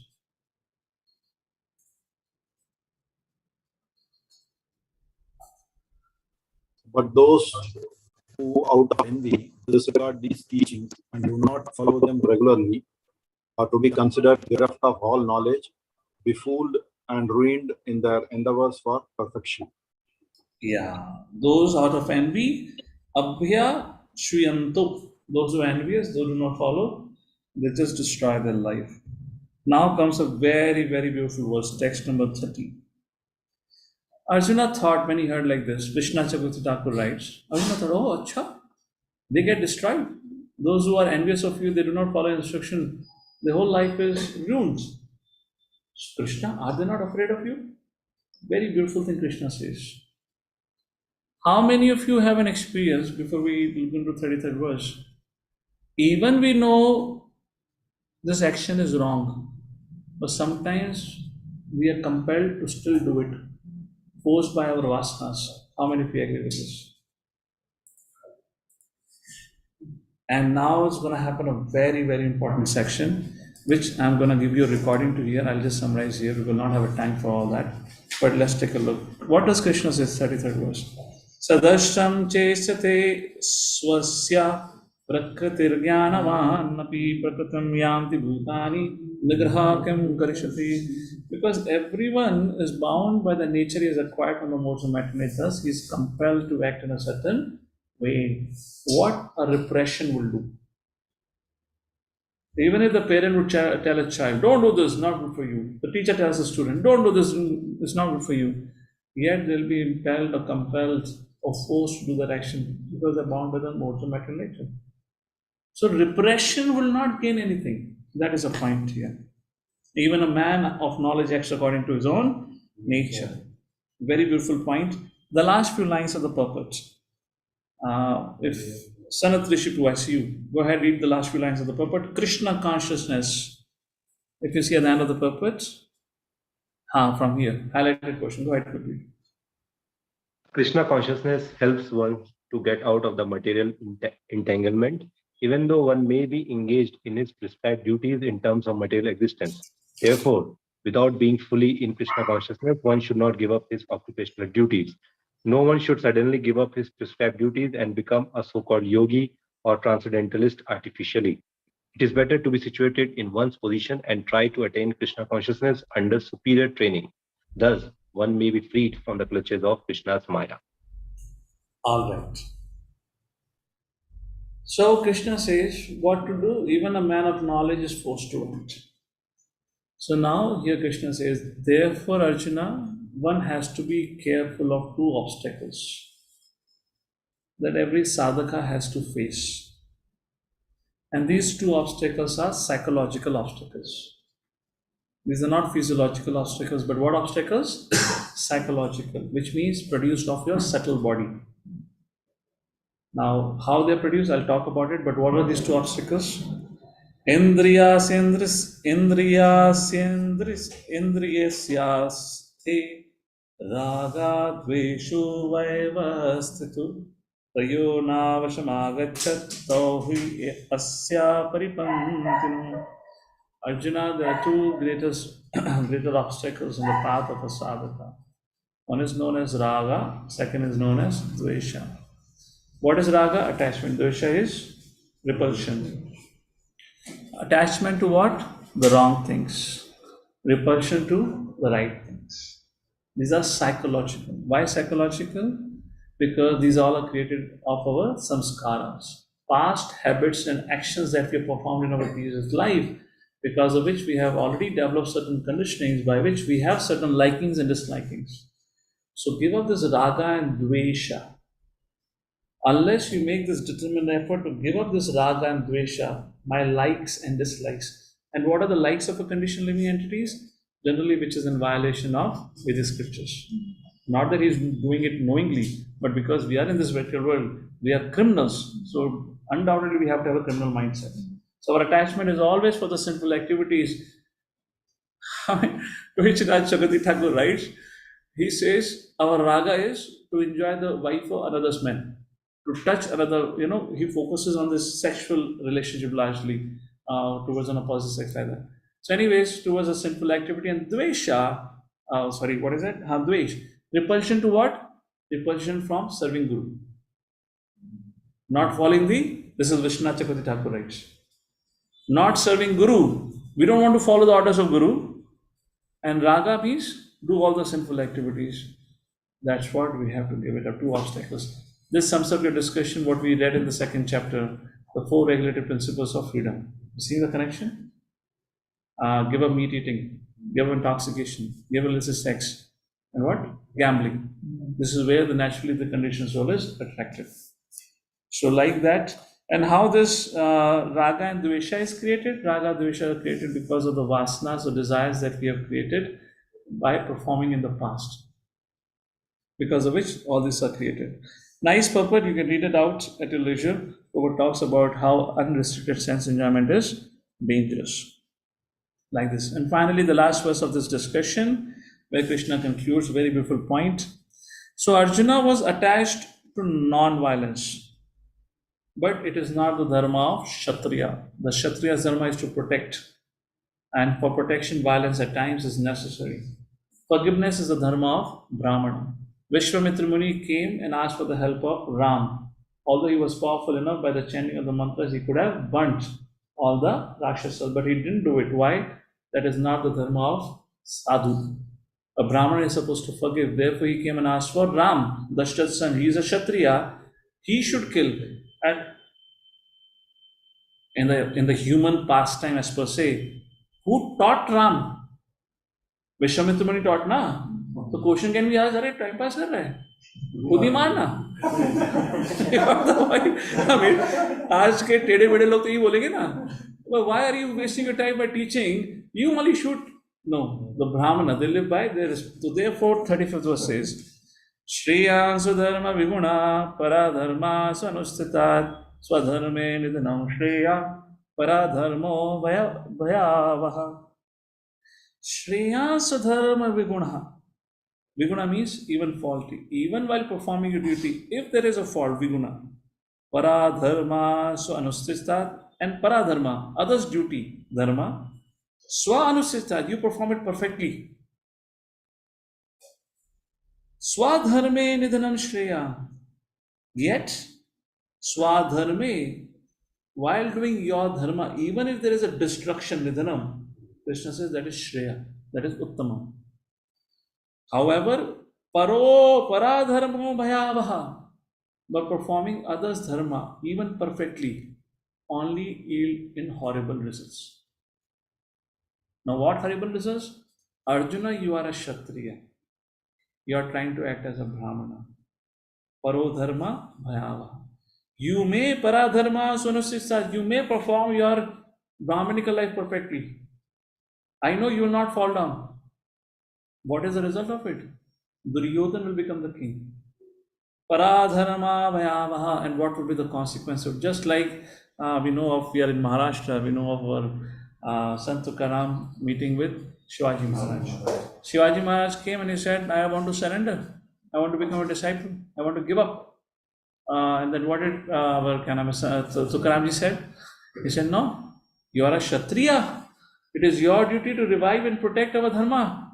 If you become a sadhu like me, Brahmana, sadhu like me, then who will protect? You go back.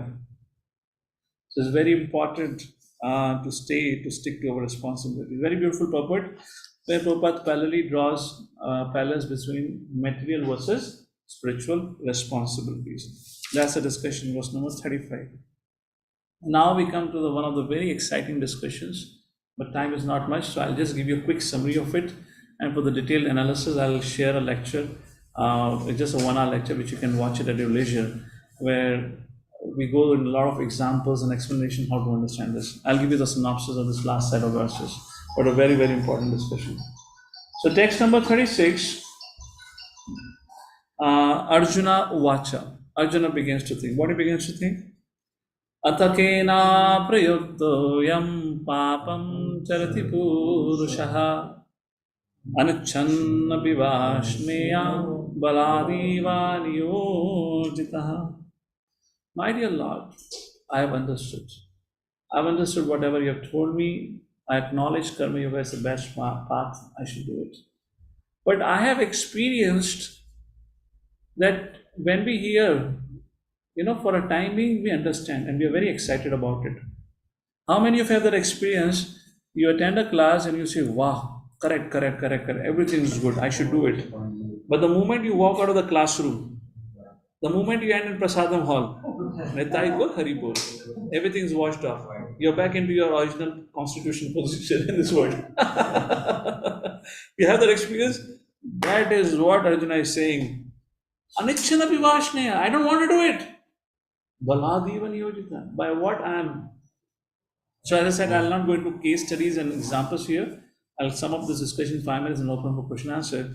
But do hear the recording, I'll share the link where you'll have more detailed explanation of this. So like this, Arjuna raised a question. So what does Krishna says? Krishna says, Shri Bhagavan Vacha, text number 37. Kamaisha Krudaisha Rajo Guna Samudbhava Mahashano Mahapapma Vidhi Ainam Viverinam. You have to pay attention to each and every word. Very interesting verses. Kama Esha, Krodha Esha. Arjuna, Why you are forced to do against your will? It's kama, lust. Whose younger brother or Anuja is Krodha. Kam se Krodh utpanna hota hai. Kamesha Krodesha. From where does Kam comes? Rajoguna Samudbhava. Manifest. Just like igniting a fire, it comes from Rajoguna. And Kama turns into anger whenever the person feels threatened that my desire will not be fulfilled, then he becomes angry. Krodha bhavati sammoha.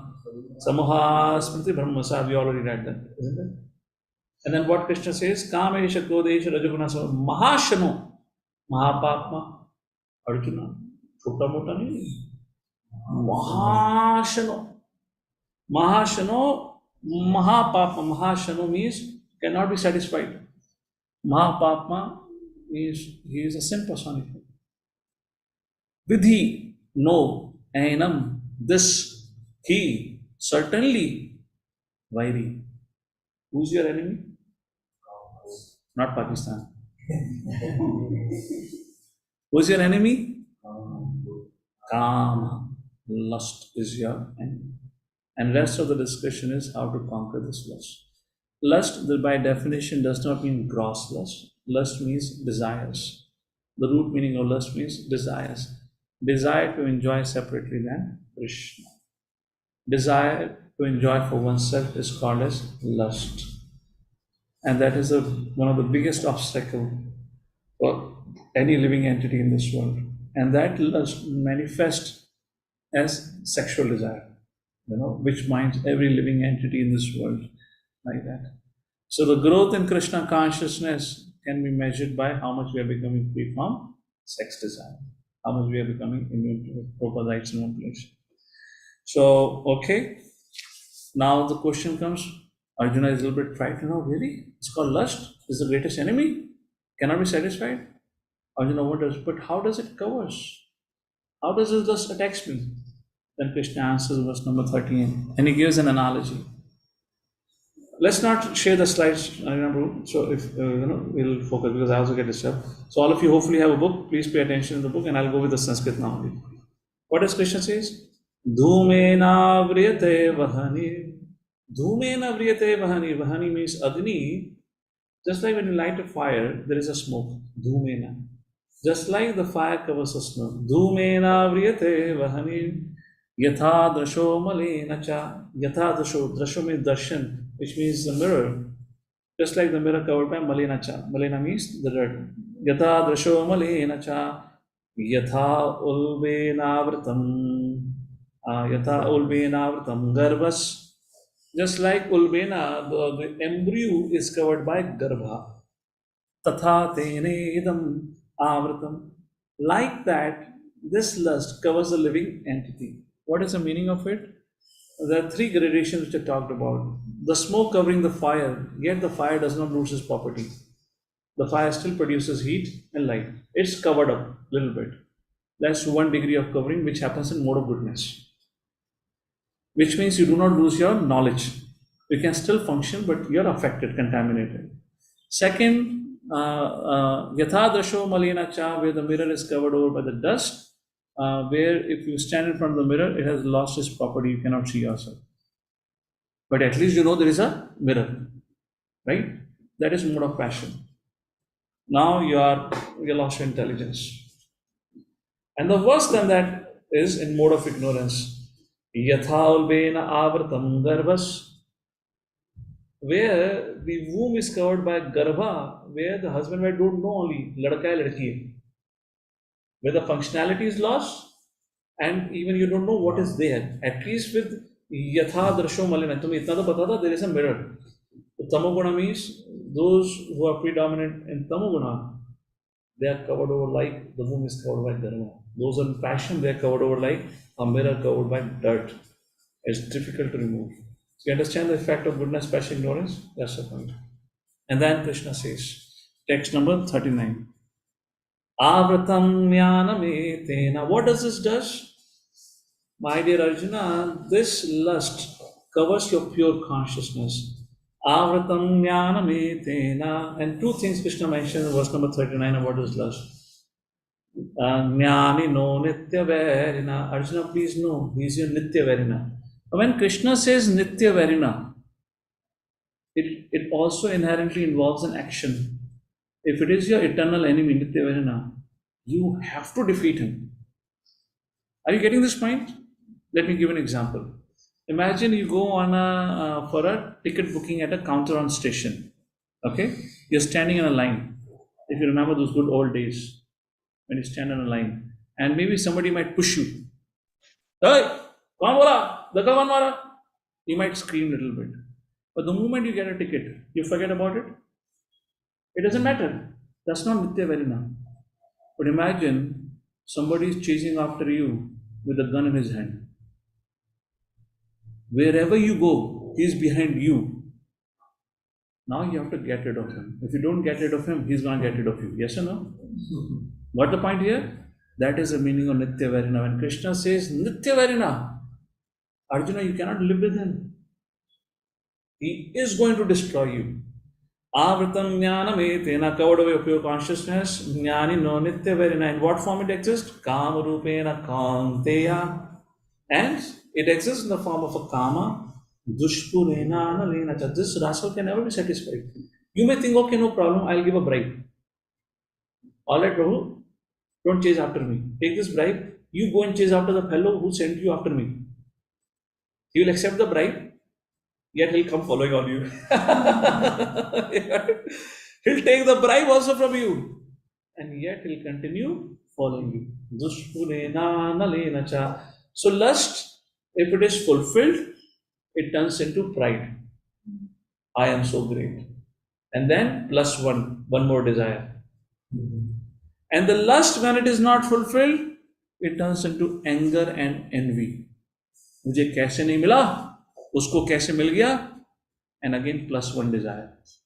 Lust is never satisfied. Duspurena nalena cha. So Arjuna is very frightened. Text number 40. My dear Lord, what do I do? How can I defeat Nitya Verina? How can I defeat this lust? Then text number 40 onwards, Krishna began to offer the solution. Imagine you are standing on the what you call as line of control. The war is going on. To defeat an enemy, you need to know where the enemy is. Yes or no? How can you kill an enemy where you don't know where the enemy is? So text number 40, Krishna tells, Asya Dishthanam Uchyate. Where does his enemy reside? Indriyani manobuddhir, Indriyani manobuddhir, Asya Dishthanam Uchyate. Etena etehe vimayati yesha jnanam avritam deinam. So where does he reside?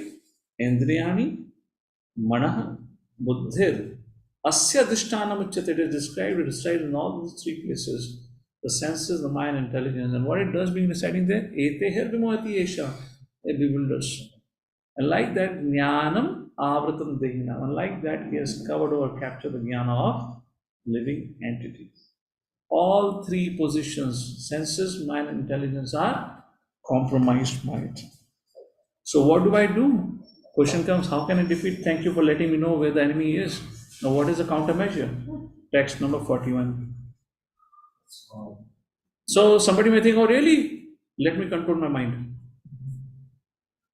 Krishna says, don't try also. Don't give a try also. What do you do? Text number 41. Tasmat, again conclusion. Tasmat tvam indriyani adyo niyama bharata sabha. Therefore, first of all, try to control your senses. Niyama bharata sabha. Papamanam prajahienam jnanam vijnana nashanam. Just like the king tries to control his praja, like that you should try to control your senses. If your senses, what it means by try to control by senses, if you don't feed any negative input through your senses, the mind will not get contaminated. Mind will not get contaminated, there will not be any contaminated contemplation. If there is no contaminated contemplation, the mind will not demand from the senses for the fulfillment of that contemplation. Getting your point? So control first your senses. Why should I control first my senses? Text number 42, where Krishna explains the hierarchy. Indriyani parani aho, indriyevya param manah, manastu su para buddhir, yo buddhir parasastu sa. Higher than this body is Indriya. Greater than this body is Manaha. Manasya supara buddhi, greater than the mind is the body. Yo buddhi parasya susa, and greater than the mind is, or the intelligence is you, the living entity. Therefore, Arjuna, Krishna concludes text number 43. Evam buddhi param buddhva samsthabhyatmanam. Therefore, evam buddhi param buddhva. Greater than buddhi is param buddhva. One, the soul. Samsthabhyatmanam. Steady your intelligence and mind. Gahi shatrum mahavao. This is very, very powerful enemy. Kama rupam durasadam, and try to control this kama rupam durasadam, which is very difficult to control. Try to control this. How? Steady your mind and intelligence. Like that, this chapter come to conclusion. Now, I did not go into the details of this section and the purport. Let me tell you what's happening here and what the essence of this means. So Krishna says the problem by which we are forced is our lust. And Krishna explains where the lust lies, how the lust covers, and then he explains lust as nitya varina, dushpurina nalina cha, eternal enemy, and cannot be fulfilled, cannot be satisfied. Where does it reside? Indriyani manobuddhi, asya tishthanuchyate. How do you control? Tasmat tvam indriyani adu. Niyama bharata sabha. First try to control your senses. Why? Indriyani, what is that? Indriyani Parani, how? Because greater than senses, sense object is Indriya, and then hierarchy was described. And then finally Krishna says, Samsthabhyatmanam Atman, you have to steady your mind and intelligence. What it means in practical for us, without going too much Sankhya analysis of it, how do we purify our senses and mind intelligence? So, if you see here, one should steady samsthabhyatmanam atmana. One should steady one's mind by intelligence, like that Krishna says. So first of all, how do we do that? So the senses gets purified by physical service. This is, I'm talking now that all of us should have these activities, okay? We cannot be an armchair speaker. Everyone should have who feel that they are having this deficiency of lust, not deficiency, there is a proficiency of lust. I mean, but the problem of lust is there. How those who are experiencing the problem of lust, physical service are compulsory. That's how the senses gets purified. Then mind, how does mind get purified? Cheto darpanam marjanam. Chanting the holy names of the Lord purifies what? Mind. How does intelligence get purified? Shravanam kirtan. By hearing. By hearing and reading. By that, intelligence gets the right wisdom, develops the power of discrimination, and then it can control the mind, and the mind can control the senses. If you would like to know about this whole interaction of the intelligence, mind, and sense and all that, there's a whole series of mind management, but I'll share one session where we just speak about this particular segment of what we discussed about how karma covers. But in that segment, if you see the next episode, they'll talk about how does intelligence and mind senses interact with each other. How do they function like that? So, because Krishna says, Samsthabhyatmanam atmana, steady your mind with intelligence. Right? For that, I need to have divine intelligence. Therefore, Krishna says, all right, I will give you the divine intelligence. And with that, chapter 4 starts, known as transcendental knowledge. Now, for the first time, Krishna in the 4th chapter will speak about himself. Very beautiful verses. Verse number 1 to verse number 9 particularly, let's have to verse number 10. Very potent and very powerful verses. I was today morning only reading and meditating on it. Janmashtami is about to come. So we should definitely read this section. Very powerful like that. So we'll see that next time. With that, we come to the conclusion of today's discussion. Although with so much hard work, I made a PPT but couldn't show you. So you will see the PPT on your student portal. You can go and take a look at the PPT there. All right. I just wanted not to drag the session into another session, so I thought I'll conclude here. So the conclusion, if in case somebody is still confused, kya bola bhai? If somebody is feeling like what Arjuna was feeling at the beginning of this chapter, what was the verse? Vyamishneva vakena buddhim moyasi bhave. Tadekam vadanishade. Ek cheez bolo. इतना सब कुछ बोला, confuse कर दिया. If anyone is feeling like that, no problem. I'll show you one slide here, the concluding slide, so you can be a little peaceful. Is it coming? Coming for our audience online, yeah. So what is the conclusion? Tadekam. Perform your duty. Nobody can live without performing duty. The whole idea, I'll give up work and I'll not get reaction. Krishna debunks. Do not follow the dictates of intelligent mind and senses. You become victim to lust. What do you follow? Guru, Sadhu, and Shastra. And how do you perform your duty?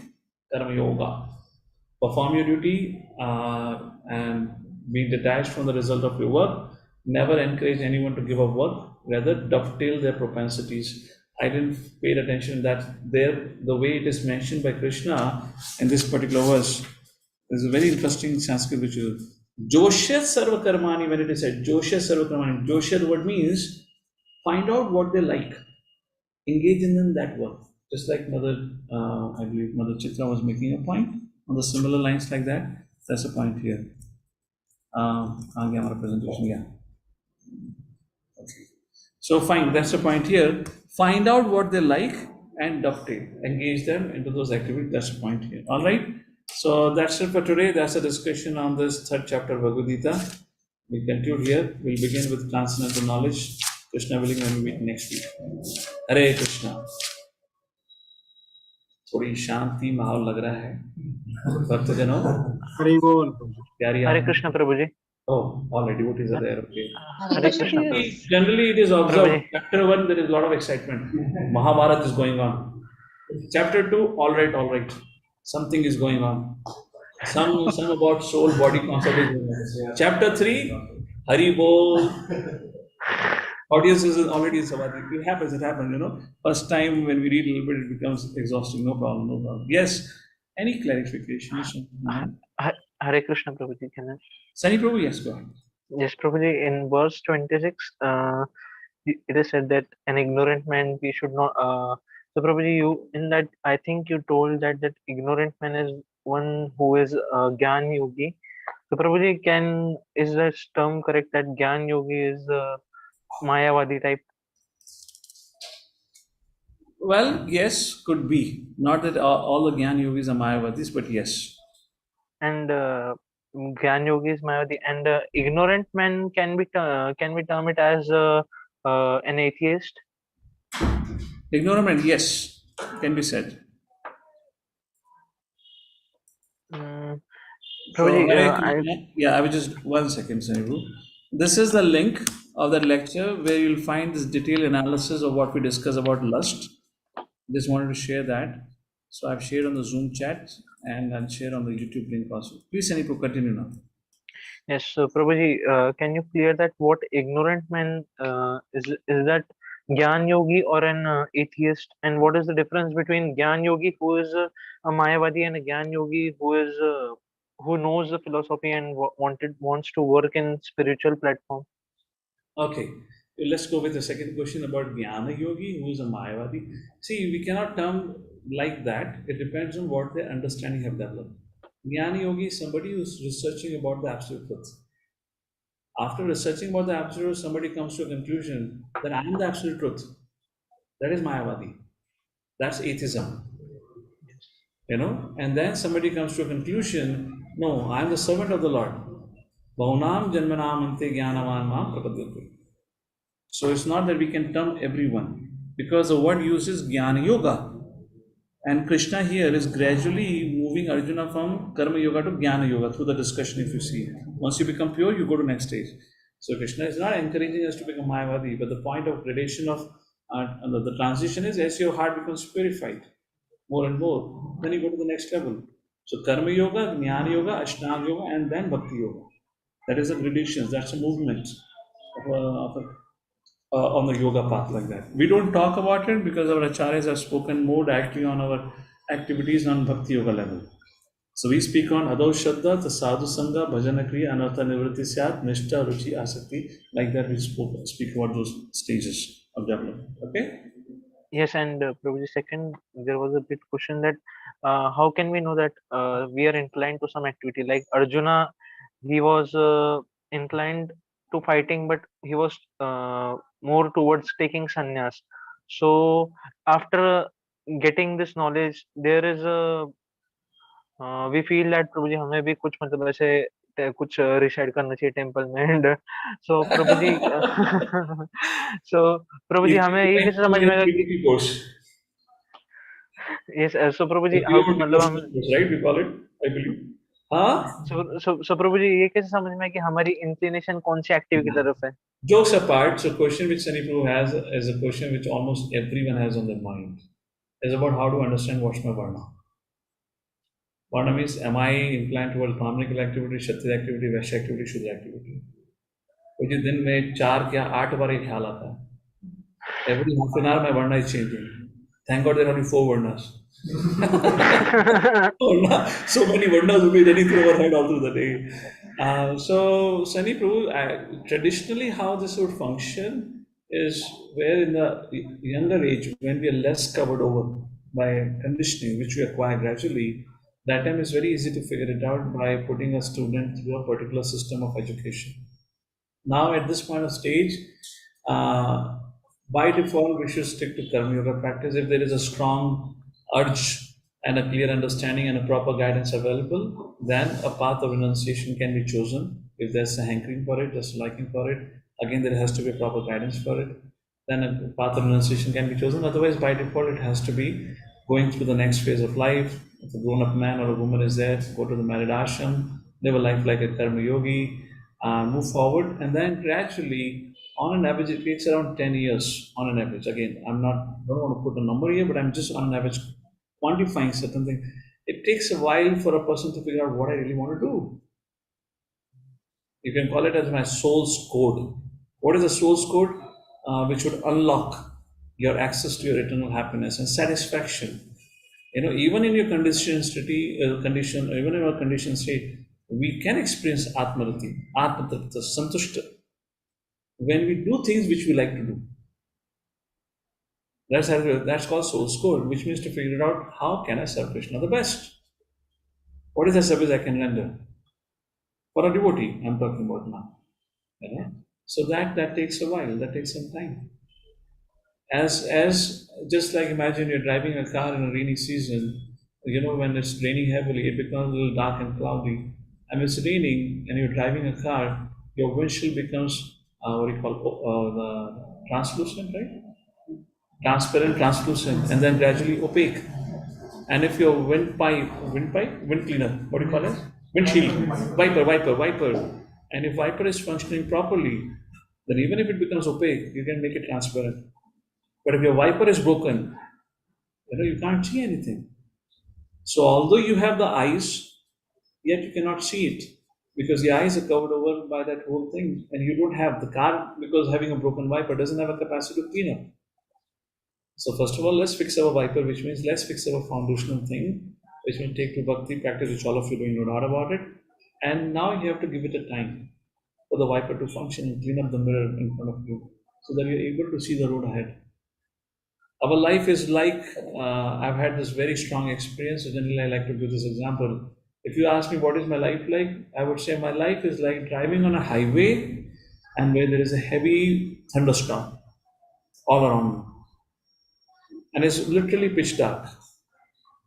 And I'm all alone driving my car in this thunderstorm, trying to reach towards Krishna. By means of saying I'm alone in the sense, ultimately you have to drive your own flame, as Prabhupada writes in the first canto. And I'm trying to follow my spiritual man, I'm trying to follow the Vaishnavas who are riding ahead of me. But because of my car is broken, the wiper is not clean, I'm losing their sight. So if you see, that's what the life in this material world. Cloudy, hazy, unclear. And what Arjuna said, Atakena Prayuktayam, sometimes we only go and break our wipers and then create more troubles for ourselves. Why? Because lust forces us. And that's how Nitya Varina, Dushpurena, Lalena, something like that. Fine, Sunny Prabhu? Yes, Prabhu. And Prabhu, the Varna can be changed gradually within time. Our Varna is one. Nitya Varna. What is that? To serve Krishna. But what do you call us? Or what is that verse? Nityera Das. Jiva Jiva Swarupa Boy, Swarupa Krishna Krishna Das. Nitya. Right? Yes, yes, Prabhu. That's your mind. That's not only a Varna, that's also a Sarup. Yes. Next time question should not come, what is my Sarup? That's also a Sarup. Also Sarup. Yes, yes. Hare Krishna. Okay, Prabhu. Hare Krishna. Is there anything else? All right. Thank you all very much. Jagat Guru Srila Prabhupada Ki Hare Krishna. Thank you all for joining us for today's evening discussion. Hare Krishna, Prabhuji. Thank you. Thank you, Prabhuji.